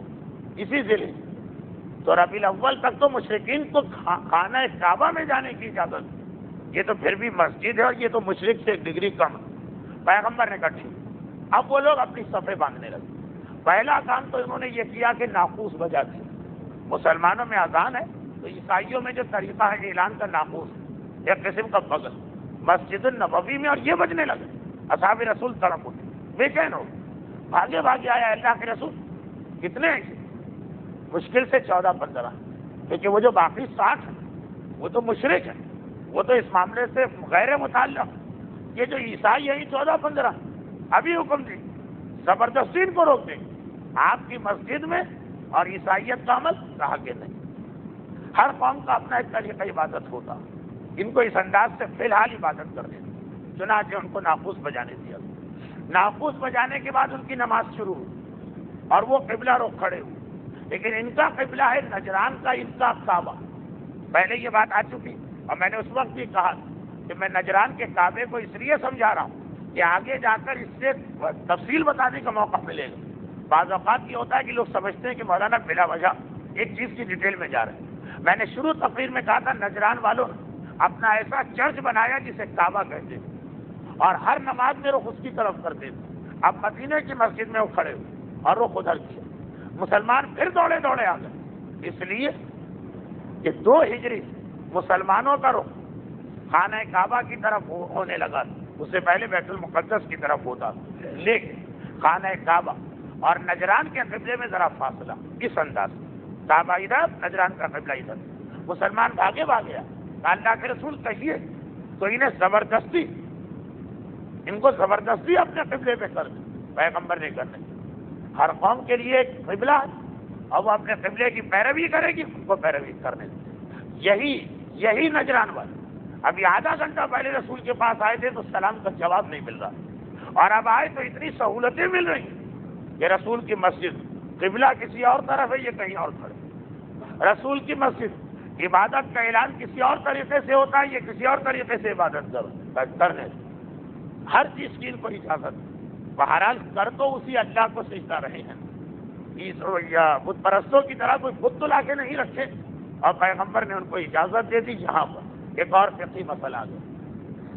دیکھیے یہ جستا جستا آج مسئلے آئے، چھوٹا سا ایک مسئلہ، اگر کوئی شخص غیر شیعہ ہے، چاہے ہے تو مسلمان یا غیر مسلم، غیر مسلمان کو چھوڑ دے، مسلمان کسی اور شریعت میں، اور وہ اپنے طریقے سے عبادتیں کرتا رہا جو ہمارے اعتبار سے باطل، 20 سال بعد اس نے دین حق کو قبول کیا، اب جو اس نے غلط نمازیں پڑھی، ان کا کیا حکم؟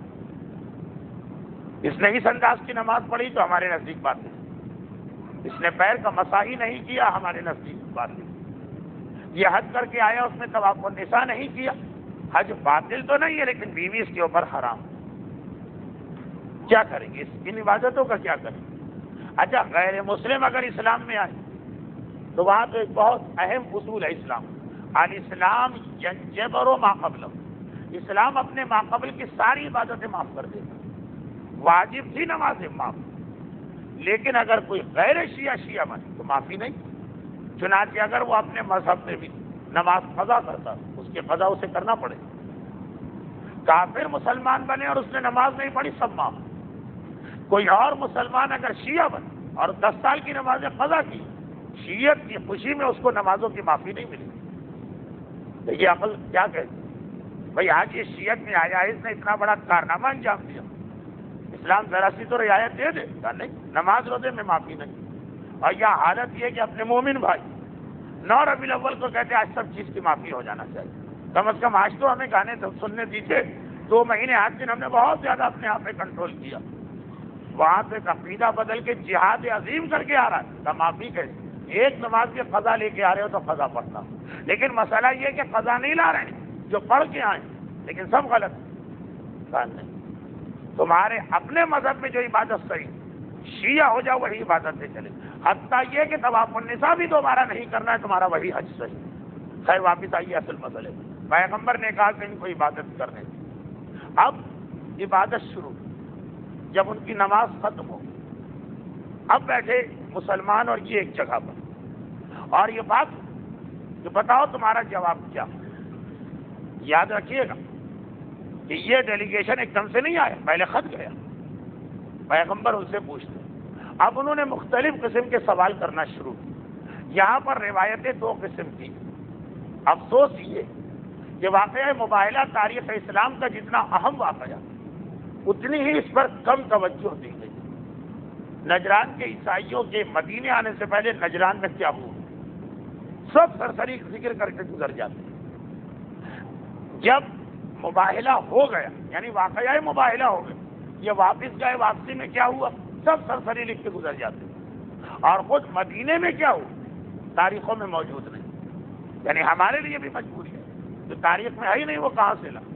اتنا ضرور ثابت کہ ایسے ایسے مناظر ہوئے کہ سورہ آل عمران کی 80 آیتیں، 200 آیتوں کا ہے سورہ، اس کی 80 آیت اسی عیسائیوں کے قیام کے دوران ان کے مختلف اعتراضات کے جواب میں نازل ہوئی. 80 آیت، کتنے دن اور روزانہ کتنی کتنی دیر یہ مناظرہ چلتا ہو.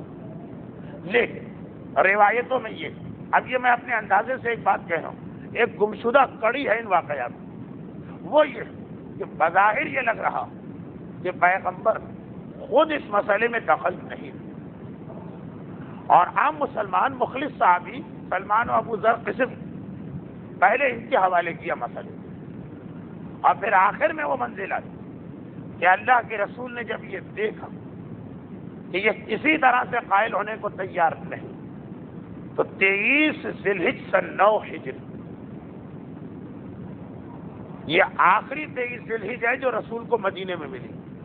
اگلا سال آئے گا نیکسٹ ایئر 23 ذی الحجہ سن 10 ہجری، رسول غدیر خم اور مدینے کے راستے میں تھے.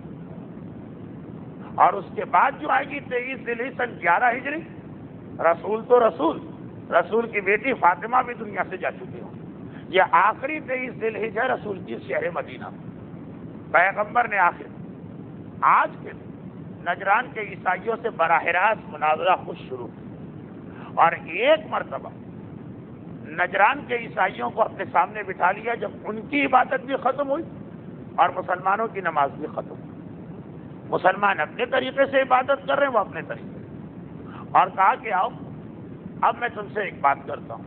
دیکھو اللہ کا اعلان یہ ہے کہ اس کا آخری دین اسلام، اور یہ اس نے سب کے لیے نازل کیا، اسلام کو قبول کرو، ایک خدا کے پرستار بنو اور خدا کے احکامات کی پابندی کرو. بس یہ 4-5 جملے رسول کے ملتے ہیں تاریخ.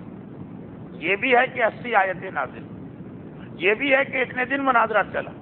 لیکن افسوس تاریخ اسلام تفصیلی سے تفصیلی کتاب میں اس سے زیادہ کوئی بیان نہیں ہے جو میں پیش کر رہا ہوں، اور جو آپ ممبر سے سنتے ہیں، لیکن اس میں بھی شاید یہ 2-4 جملے نہ سنتے ہیں. اس میں ایک جملہ بہت اہم ہے، اور اسی پہ آج کی گفتگو ختم، باقی باتیں انشاءاللہ آئیں.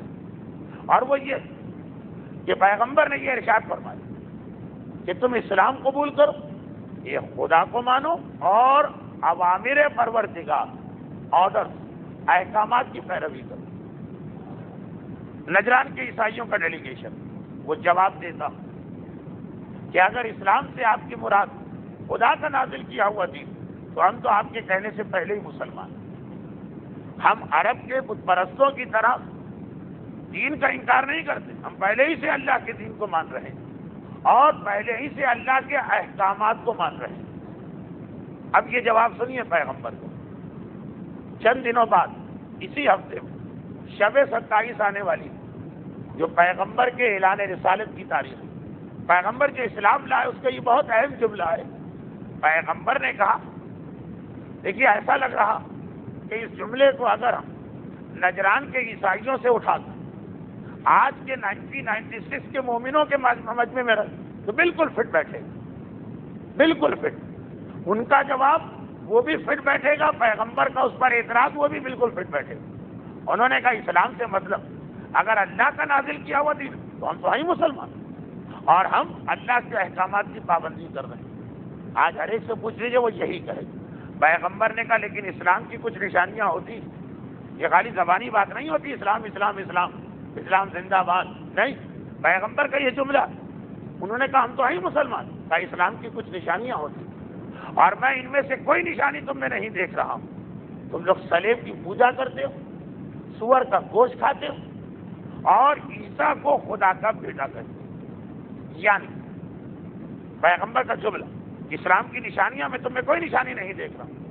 تم غیر خدا کی پوجا کرتے ہو. صلیب کی وہ کیا پوجا کرتے, خدا نہیں مانتے, مگر جو احترام انہوں نے صلیب کو دے دیا, جو آج ہم کبھی اپنے دفتر کے باس کو دیتے ہیں, کبھی گورنمنٹ کے اس آفیسر کو دیتے ہیں جس سے ہمیں کوئی کانٹریکٹ ملنے والا, کبھی بیگم صاحبہ کو دیتے ہیں, کبھی اپنی اولاد کو دیتے ہیں. سور کھاتے ہو, ہم سور نہ صحیح تو سور جیسی چیزیں کھاتے ہیں. اور عیسیٰ کو خدا کا بیٹا مانتے ہو. کہاں گیا اسلام؟ خالی زبان سے کہنے سے اسلام نہیں, نشانیاں کیا؟ انہوں نے جو یہ سنا تو کہا یہ آپ نے بڑی اچھی بات کہی. ان کا جواب سن, یہ آپ نے بڑی اچھی بات کہی اور ہمیں اس سے ایک بات یاد آتی. پیغمبر کا آخری ٹکڑا تھا, 3 جملے کہے تھے, صلیب کی پوجا کرتے ہو, سور کا گوشت کھاتے ہو, عیسیٰ کو خدا کا بیٹا مانتے ہو. آخری جملے کو پکڑ لی. یہ آپ نے بہت اچھی بات کی اور اس سے ہمیں ایک بات یاد آ گئی کہ ہم اس مدینے میں آئے کیوں تھے. ہمیں یہ یاد آ گیا, یعنی ایک طرح سے ہم اپنا مشن بھول گئے تھے. ہم آئے کیوں تھے؟ یاد رکھیں, ہم آئے صرف اس لیے کہ آپ سے زیادہ قابل احترام کوئی ہماری نگاہ میں نہیں, مگر صرف ایک کمی آپ کے اندر. ہم نے جب انبیاء کے صحیفے پڑھے, تورات اور انجیل پڑھی, عیسیٰ کے وصیت نامے پڑھے, تو خدا کی قسم اس کی ہر نشانی پر آپ منطبق ہو رہے ہیں. جتنی نشانیاں لکھی ہیں, چاہے نبی کا صحیفہ ہو, موسیٰ کی توریت ہو, عیسیٰ کا وصیت نامہ ہو, لیکن نجران کے عیسائی کہہ رہے ہیں ہر چیز آپ کے اوپر منطبق ہو رہی ہے اور فٹ ہو رہی ہے. آپ بالکل وہی ہیں جو ہماری کتاب ہے, سوائے ایک کمی اور خرابی, اور وہ اتنی اہم ہے, وہ اتنی اہم ہے کہ اس کی وجہ سے ہمیں باقی ساری چیزوں میں شک ہے. ابھی کہا نا ہر نشانی آپ پر, مگر یہ نشانی نہیں, تو باقی چیزوں کے بارے میں شک ہوگا. مگر کیا چیز؟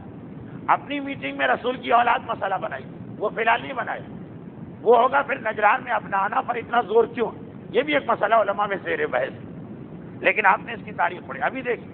اور اعتراض اور کمی صرف یہ کہ ہمارے یہاں یہ لکھا ہے کہ جو آخری نبی آئے گا وہ عیسیٰ کی نبوت کو مانتا ہوگا اور عیسیٰ کی تصدیق کرتا ہوگا, لیکن آپ عیسیٰ کو جھوٹا بھی مانتے ہیں اور ان کی نبوت کے بھی قائل نہیں. بس یہ ایک فرق ہے, ورنہ باقی ہر چیز آپ میں. پیغمبر نے ایک مرتبہ کہا, اس خدا کی قسم جس کے قبضہ قدرت میں میری جان, عیسیٰ میں اللہ کا نبی بھی مانتا ہوں اور عیسیٰ کے کلام کی تصدیق بھی کرتا ہوں, لیکن ساتھ میں یہ بھی کہتا ہوں نہ وہ خدا تھے نہ وہ خدا کے بیٹے تھے, بلکہ وہ خدا کے ایسے بندے تھے جنہیں خود اپنی بندگی پسند تھی. یعنی وہ بھی اس پہ راضی نہیں ہے کہ تم ان کو بندے سے بڑا کر دو, وہ اپنی بندگی میں راضی تھے اور وہ خدا سے کوئی سرکشی اور نافرمانی نہیں کرتے تھے. نجران کے عیسائیوں نے کہا بس یہی ہمارا اور آپ کا اختلافی مسئلہ. کیسے ممکن کہ جو خدا کا بیٹا ہو اسے آپ خدا کہتے ہیں؟ کیا یہ اس کی شان میں توہین و گستاخی نہیں؟ وہ کیسے عام نبی ہو سکتا جو مردے کو زندہ کرے, مبروس جذام اور برس کی بیماری جو سفیدے کے داغ ہوتے ہیں یا لیپرسی اور کوڑ, مبروس کو صحت دے, نابینا کی آنکھوں کی روشنی واپس کرے, لوگوں کو یہ بتا دے کہ انہوں نے اپنے گھروں میں کیا ذخیرہ کیا, اور اس کے علاوہ دیگر بات جو اتنے معجزے دکھا, وہ بھلا نبی کیسے ہو سکتا؟ وہ خدا یا خدا کا بیٹا ہی ہوگا. پیغمبر نے فرمایا میں اس چیز پر بھی ایمان رکھتا ہوں کہ عیسیٰ نے مردے کو زندہ کیا, نابینا کو بینا کیا, مبروس کو صحت مند کیا, گھروں کی چھپی ہوئی چیزوں کو بتایا, مگر اپنی کسی طاقت سے نہیں, اس طاقت سے جو اللہ نے انہیں عطا کی. ورنہ عیسیٰ کی موت بھی اللہ کے ہاتھ میں, عیسیٰ کی حیات بھی اللہ کے ہاتھ میں, عیسیٰ کی ساری طاقتیں بھی اللہ کے ہاتھ میں, عیسیٰ کا قیامت کے دن دوبارہ اٹھنا یہ بھی اللہ کے ہاتھ میں. سب کچھ اللہ کے ہاتھ میں ہے, وہ صرف اذن خدا یہ سارے کام کرتے تھے. اور وہ خدا کیسے ہو سکتا, وہ خدا کیسے ہو سکتا ہے جو خون رکھتا ہو, اور عیسیٰ خون رکھتے. وہ خدا کیسے ہو سکتا ہے کہ جو پٹھے رکھتا ہو؟ یہ پیغمبر کے جملے دوہرا رہا ہوں.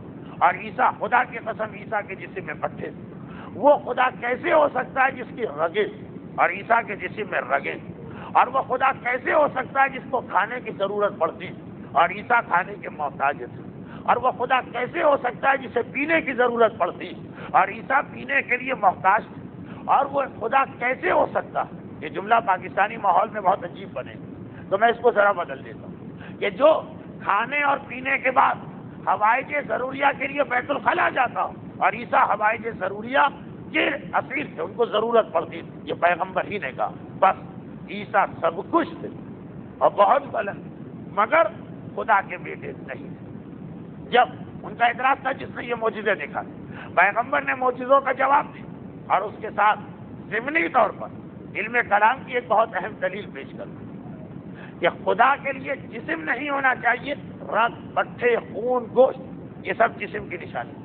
علم کلام کی ایک بہت ہی دقیق دلیل مگر رسالت نے اتنے سہل انداز میں پیش کی کہ وہ بھی رک. اور ایک مرتبہ انہوں نے کہا کہ اب ان کے پاس جواب نہیں، کیا کہیں اس کا، رگ کا، پٹھے کا، کھانے کا، پینے، جو کہ عیسائیوں کی اپنی کتاب ہے. حضرت عیسیٰ کا جو سب سے اہم واقعہ لکھا وہی لاسٹ سپر، آخری عشائیہ. عیسیٰ کو جس دن گرفتار کیا گیا تھا، دسمبر کا مہینہ ہے، ویسے ہی حضرت عیسیٰ کی ولادت اس میں آتی ہے. تو لاسٹ سپر جو آخری کھانا حضرت عیسیٰ نے کھایا تھا، بہت ہی اہم تاریخی واقعہ عیسائیوں کے. اس کے حوالے سے مصوروں نے بہترین پینٹنگز بنائی، چرچ اور گرجا گھروں میں بہترین تصویریں لٹکائی گئی. خیر، تو کھانے پینے کا کیسے انکار کریں؟ چپ ہو گئے. کہا لیکن ساری باتیں اپنی جگہ، وہ بغیر باپ کے پیدا ہوئے. مریم جب انہوں نے کوئی شادی نہیں اور کسی سے ازدواجی تعلقات قائم نہیں کی تو عیسیٰ کیسے آ گئے دنیا؟ ہر شخص کو پیدائش کے لیے ماں کے ساتھ ایک باپ بھی چاہیے. کون ہوگا ان کا باپ؟ اس وقت پھر وہ آیت نازل ہوئی. رسول نے کہا ٹھہر جاؤ، اس کا جواب میں نہیں دیتا، میرا پروردگار دے رہا. اور جبرائیل فوراً نازل ہو. اِنَّ مَثَلَ عِیسیٰ عِندَ اللَّهِ کَمَثَلِ آدم، عیسیٰ کی مثال آدم جیسی، خَلَقَهُ مِن تُرَابٍ، جو انہیں مٹی سے پیدا کیا، قَالَ لَهُ كُن، ان سے کہا ہو جا، فَيَكُونُ، تو وہ ہو گئے.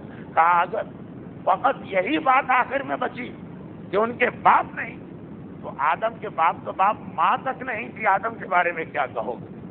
فَبَهُتَ الَّذِي كَفَرَ. یعنی یہ تو آیت یہاں کی نہیں ہے، یہ تو وہی نمرود کے واقعے میں قرآن کی آیت ہے.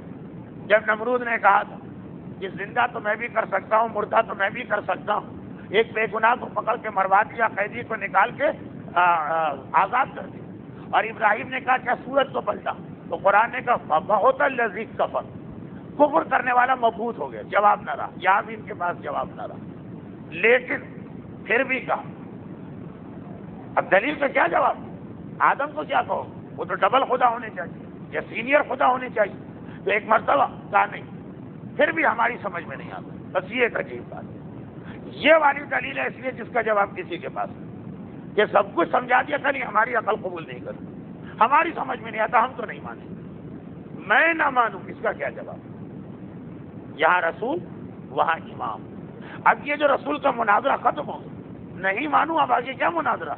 ایسا ہی ایک مناظرہ ایک امام کا بھی، اور بڑا دلچسپ تھا، اس لیے اس کو بیان کرنے کا دل چاہتا کہ موضوع سے ہٹ کر، لیکن آج نہیں، آئندہ منگل. اور اسی حوالے سے جو عیسیٰ اور خدا کے حوالے سے کچھ باتیں ہوئی، ایک دو واقعات تاریخ علماء میں بھی بڑے دلچسپ ملتے ہیں. اس کے لیے میں نے کہا تھا آج میں تھوڑا سا موضوع سے ہٹوں، عیسیٰ اور مناظرے کے موضوع سے نہیں، رسول کے علاوہ کچھ واقعات، لیکن انشاءاللہ وہ آئندہ منگل. اور اب اچھا، یعنی تقریر کے شروع میں آ جائیں گے تو جو بڑا مجمع بعد میں آتا اسے یہ شکایت نہیں ہوگی کہ سیرت رسول سلطان العلماء کا واقعہ کہاں سے آ گیا اور 8ویں امام کا واقعہ کہاں سے آ گیا. موضوع یہی رہے گا. ایک دو باتیں اور، بہت وقت گزر گیا اور آج چند منٹ 3-4 مسئلے بھی بتانا، اس لیے یہیں پہ بیان مکمل کہ ساری دلیلیں سننے کے بعد کہا لیکن پھر ہماری عقل نہیں مانتی کہ عیسیٰ کو بندہ کیسے مانے وہ خدا. فمن حاجک فیہ من بعد ما جاءک من العلم، اے رسول دلیلیں مکمل ہونے کے بعد بھی اگر کوئی بحث کرے بس اب بات ختم، اب تو مباہلہ ہی ہوگا، بات ختم۔ اور یہیں پہ آج کی بات ختم۔ اس سے پہلے کہ میں چند منٹ منزل مصائب پر آؤں، یہ 2-3 مسئلے، ایک تو میں اپنی غلطی کی اصلاح کر دوں، اور یہ غلطی میری بہت پرانی، ذہن کی توجہ نہیں تھی، چل رہی تھی، اور اسی چلتے چلتے 2 ہفتے پہلے یہاں کی ایک تقریر میں بھی آ گئی۔ وہ چھوٹی سی بات ہے کہ جانور جب ذبح ہو جائے تو اس میں کچھ چیزیں حرام ہیں اور کچھ مکروہ۔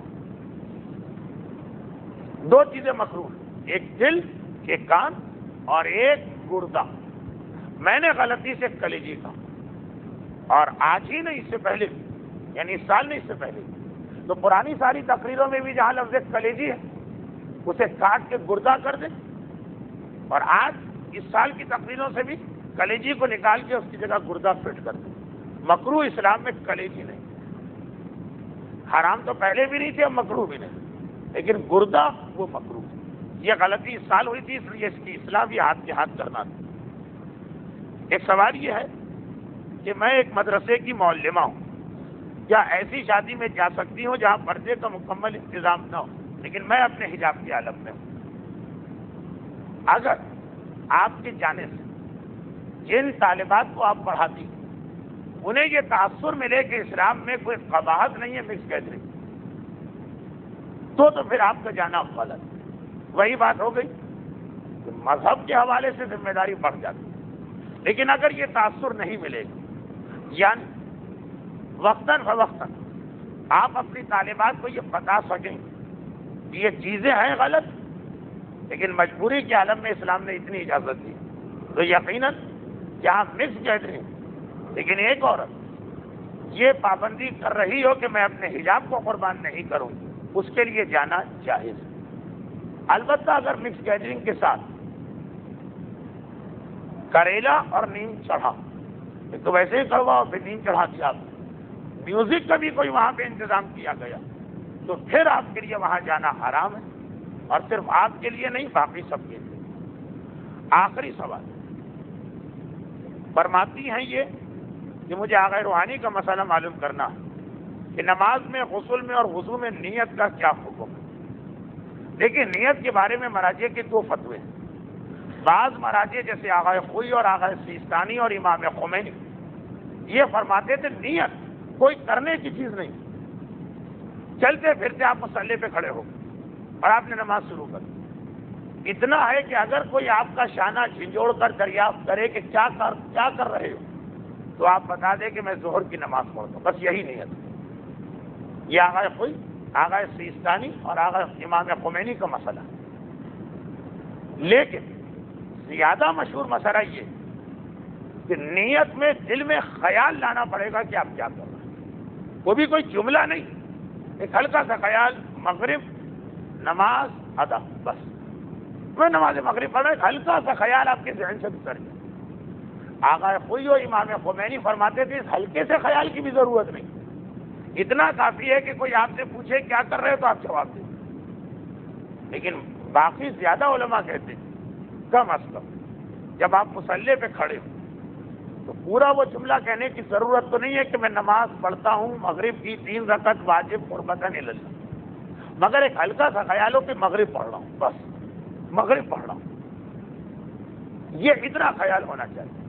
تو میری معلومات کے مطابق آقا روحانی فرماتے احتیاط واجب یہ کہ آپ کے دل میں ایک ہلکا سا خیال ہے، وہ بھی لمبا چوڑا تفصیلی نہیں، ایک ہلکا سا خیال، چاہے وضو ہو، چاہے غسل ہو، چاہے نماز ہو، اور اس میں بھی احتیاط واجب لگائی۔ بلکہ جب ان سے پوچھا کہ اگر ہم نے اس کے اب تک خیال نہیں رکھا اس مسئلے کی، تو کہا کہ یہ احتیاط واجب ہے اور دوسرے مرجع کی بات مان لی، مگر اتنا ہلکا سا خیال تو آتا ہی آتا ہے۔ تو جو مسئلہ لوگ آقا روحانی کا آج کل سمجھ رہے ہیں کہ شاید پوری نیت دل میں کرنا ہے، وہ نہیں ہے، ایک ہلکا سا خیال، وہ مغرب، نماز مغرب، بس یہ کافی ہے۔ لیکن اتنا ضروری ہے بنا بر احتیاط واجب۔ فرماتے ہیں کہ نماز میں رکوع سے پہلے کی اللہ اکبر کہنا کیا واجب ہے؟ تقریباً سارے مجتہدین کہتے ہیں کہ رکوع سے پہلے اللہ اکبر کہنا واجب نہیں ہے بلکہ مستحب ہے۔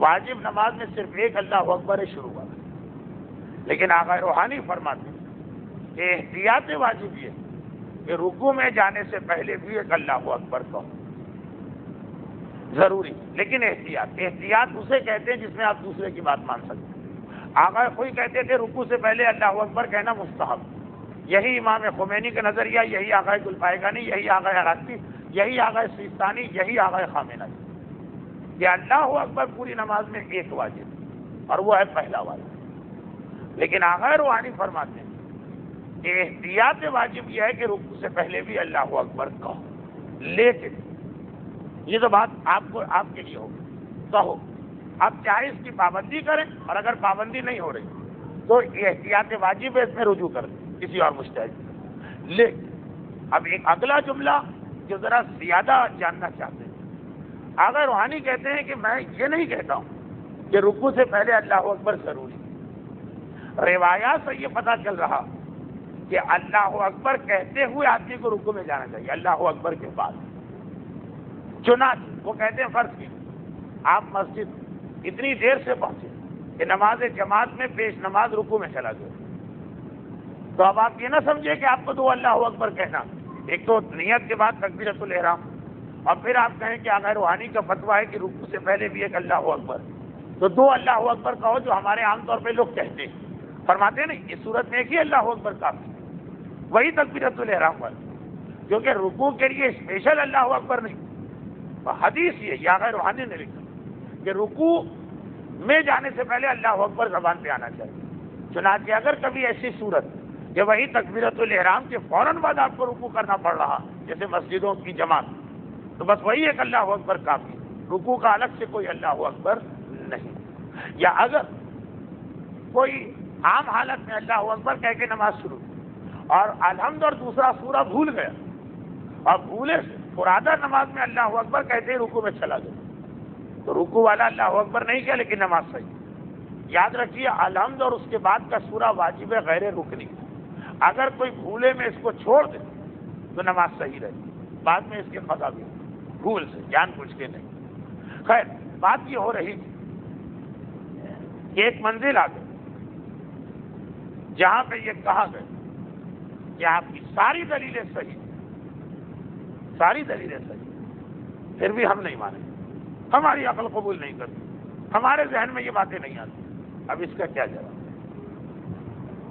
پیغمبر نے یہاں پہ کہا اچھا ٹھیک، دیکھو خدا اب کیا کہتا، تو خدا نے کہا کہ اب مباہلہ، آٹھویں امام سے جب رسول جالوت نے یہی کہا آپ کی ساری باتیں صحیح ہیں، ہمارا دل قبول نہیں کرتے، ہم نہیں مانیں گے، ہمارے پاس کوئی جواب نہیں آپ کو، ہم نہیں مانیں گے۔ امام نے کہا یہ وہ جملہ کہ بطور محاورہ جس کا توڑ لقمان حکیم کے پاس بھی نہیں، ویسے امام کا درجہ لقمان سے بلند محاورہ، اب اس کے آگے تو کوئی کیا کرے، سامنے والا کہ میں تو نہیں مانتا ہوں۔ اور اس سے ملتا جلتا جملہ عمر سعد نے بھی کہا نہیں یہی نہیں ملتا جلتا، کربلا میں عاشور کا دن آ گیا، آمنے سامنے لشکر کھڑے ہو چکے، اذان فجر کی جا چکی ہے، نماز جماعت ہو چکی، ادھر عباس مختصر سا لشکر تیار کر رہے، ادھر عمر سعد کا لشکر جراح اپنی تیاریاں کر رہا،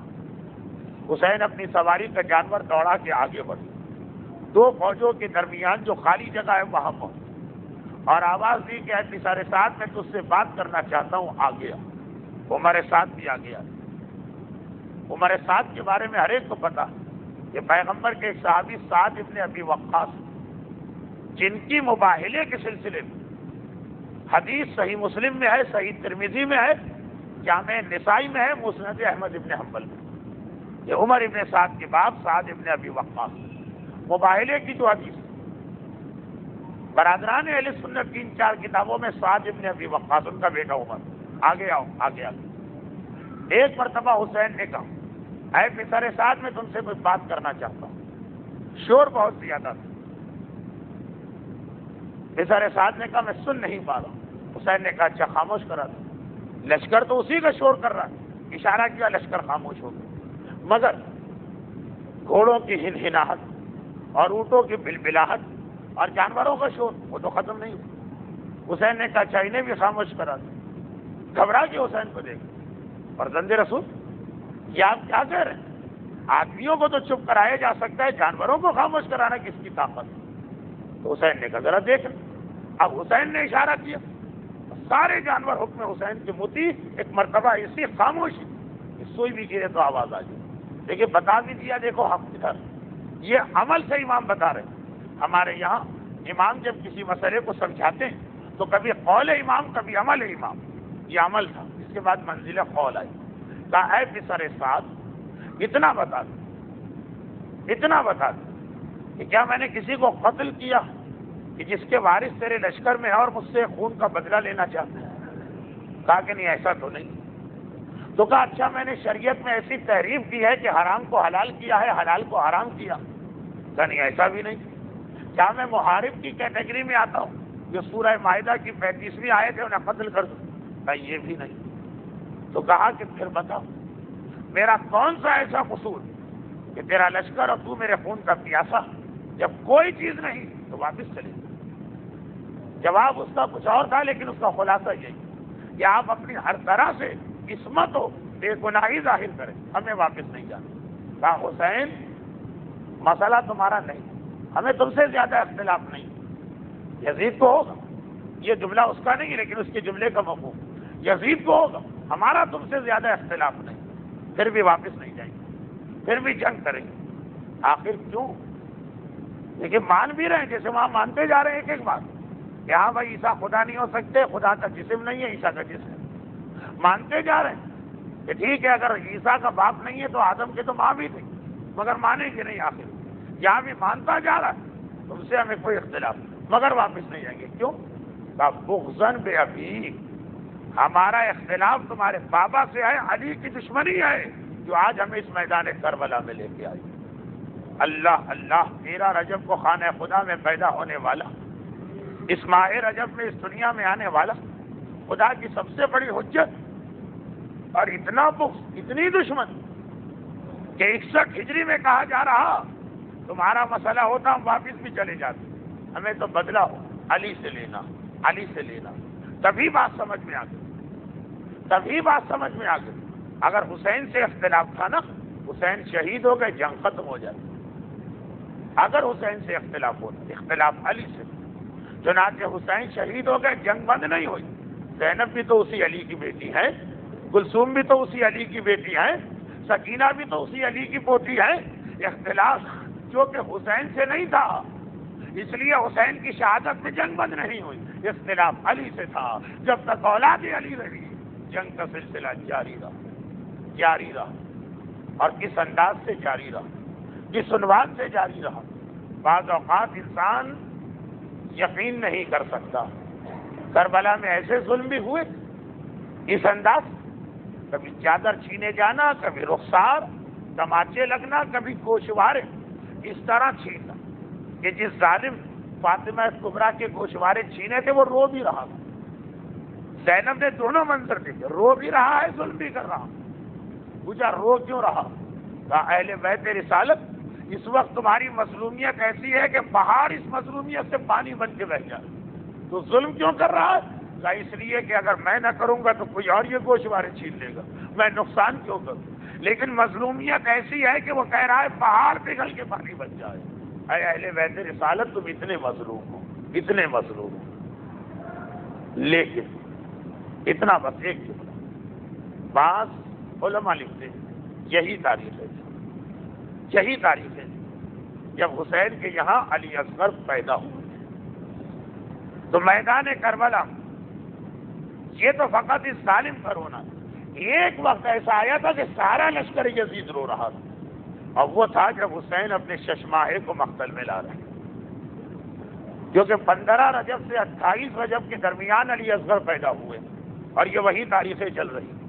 آج کا ذکر مصائب مختصراً صحیح، مگر علی اکبر کے وہ علی اکبر کہ مرحوم مولانا غلام عسکری صاحب پڑھا کرتے تھے کہ جب 28 رجب اسی مہینے، یہی مہینہ ہمارا اگلا منگل کا درس 28 رجب کے دن ہوگا، عرفی تاریخ سے، جب یہ قافلہ چل رہا تھا اور ساری بیویاں چل رہی تھی، تفصیل آئندہ آئی، تو ایک مرتبہ فاطمہ صغرا تڑپ کے رباب کے پاس پہنچی، کہا اماں میں اب تک اپنے بھائی اصغر کو دل کھول کے دیکھ نہ سکی، سوچ رہی تھی کہ ابھی میں بیمار ہوں، اسی مدینے میں مجھے رہنا ہے، میرے اصغر بھیا کو رہنا، لیکن اب تو اصغر جا رہا، ایک مرتبہ میری گود میں دے دیجئے، دل بھر کے اپنے ننھے بھائی کو دیکھ۔ رباب نے، مرحوم غلام عسکری صاحب کا جملہ، رباب نے ایک مرتبہ اصغر کو فاطمہ صغرا کی گود میں دے دی، صغرا بھائی کے کان پہ منہ رکھ کے روئی، اور اتنا روئی کہ روتے روتے صغرا کو غشی آ گئی۔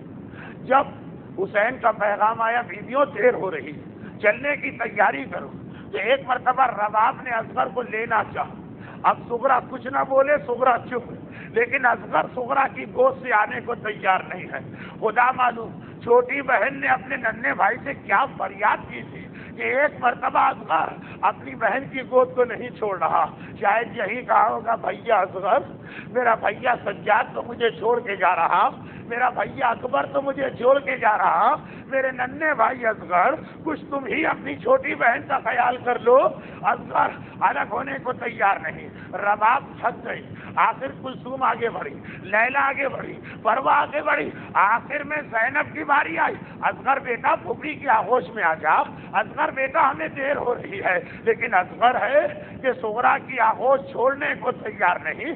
3 مرتبہ حسین کا پیغام آیا، 4تھی مرتبہ خود حسین داخل ہوئے۔ زینب بہن تمہیں پتا ہے مغرب کا وقت قریب آ رہا، ہمیں اس سے پہلے مدینے سے نکلنا، تاخیر ہو رہی، آخر بیویاں آ کیوں نہیں رہی ہیں؟ زینب نے کہا بھیا کیا کرے، میرا اصغر صغرا کو چھوڑنے کو تیار نہیں ہو رہا، اصغر کسی کی گود میں نہیں آ رہا۔ بس ایک مرتبہ حسین آگے بڑھے، اب حسین جھکے، اصغر کے کان پہ منہ رکھ کے پتا نہیں کیا جملہ کہا کہ یا تو اصغر صغرا کی گود چھوڑنے کو تیار نہیں تھے، یا تڑپ کے گویا اچھلے اور حسین کی گود میں آ گئے۔ حسین نے رباب کے حوالے کیا، مرحوم کہتے ہیں کہ کوئی تعجب نہیں، حسین نے کہا اصغر بیٹا میں کربلا میں جہاد کرنے جا رہا، لیکن میرا جہاد کامیاب نہیں ہو سکتا جب تک کہ تمہارا خون نہ بہایا جائے۔ اصغر مجھے اپنی کامیابی کے لیے تمہارے خون ناحق کی ضرورت ہے، بس اتنا سننا تھا۔ اصغر آ گئے بابا کی آغوش میں، لیکن جب عاشور کی سے پہر وہ وقت آیا، میرے مولا نے دائیں دیکھا بائیں دیکھا اور ایک مرتبہ کہا حل من ناصر ینصر رسول اللہ۔ ایک مرتبہ 2 رد عمل ہوئے، 2 رد عمل ہوئے، میدان سے بے سر کے لاشیں یا زخمی لاشیں ایک تو تڑپنے لگے، تڑپ تڑپ کے شاید کہہ رہے آقا ہم تو ابھی بھی تیار ہیں، لیکن کیا کریں موت نے مجبور کر دیا۔ لیکن دوسری طرف خیمے سے بیویوں کے رونے کی آواز آئی، ایک مرتبہ حسین ٹیلے سے اتر کے خیمے میں پہنچے، زینب بہن کیا بات ہے؟ کہا بھیا ادھر آپ نے صدائے فریاد بلند کی، ادھر اصغر نے اپنے آپ کو گہوارے سے گرا دیا، شاید کہہ رہے ہو بابا مدینے سے وعدہ کر کے لائے تھے مجھے اصغر کی ضرورت ہے، اپنے اصغر کو بھول گئے بابا۔ اگر عباس جیسا ناصر نہ رہا، اکبر جیسا ناصر نہ رہا، حبیب ابن مظاہر جیسا ناصر نہ رہا، ابھی آپ کا چشمہ آپ کی نصرت کے لیے ہے، مجھے لے کے جائیے۔ لے کر تو گئے مگر پورے کربلا میں واحد موقع ہے، واپس لاشا لانے کی ہمت نہیں ہے۔ 7 مرتبہ آگے بڑھے، 7 مرتبہ پیچھے ہٹے، انا للہ و انا الیہ راجعون۔ ارے اصغر کا لاشا کیسے خیمے میں لے جاؤ؟ ماں دیکھے گی تو کیا کہے گی؟ اور جب رباب نے دیکھا ایک جملہ کہا یا بنیا امثلو کا ینہر، بیٹا 6 مہینے کا جانور بھی ذبح نہیں ہوتا، لیکن ہائے میرا چشمہ اصغر۔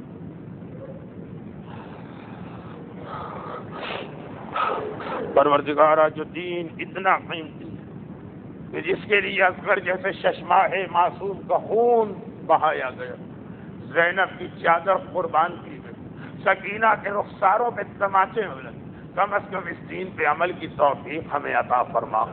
پروردگارہ یہ ماہ رجب تیری حجتوں کے اس دنیا میں آنے اور کچھ حجتوں کے اس دنیا سے جانے کا مہینہ تجھے اپنی تمام معصوم حجتوں خصوصاً ماہ رجب کی ان حججائے مبارکہ کا واسطہ ہم سب کو دنیا اور آخرت کی ہر پریشانی سے محفوظ فرما۔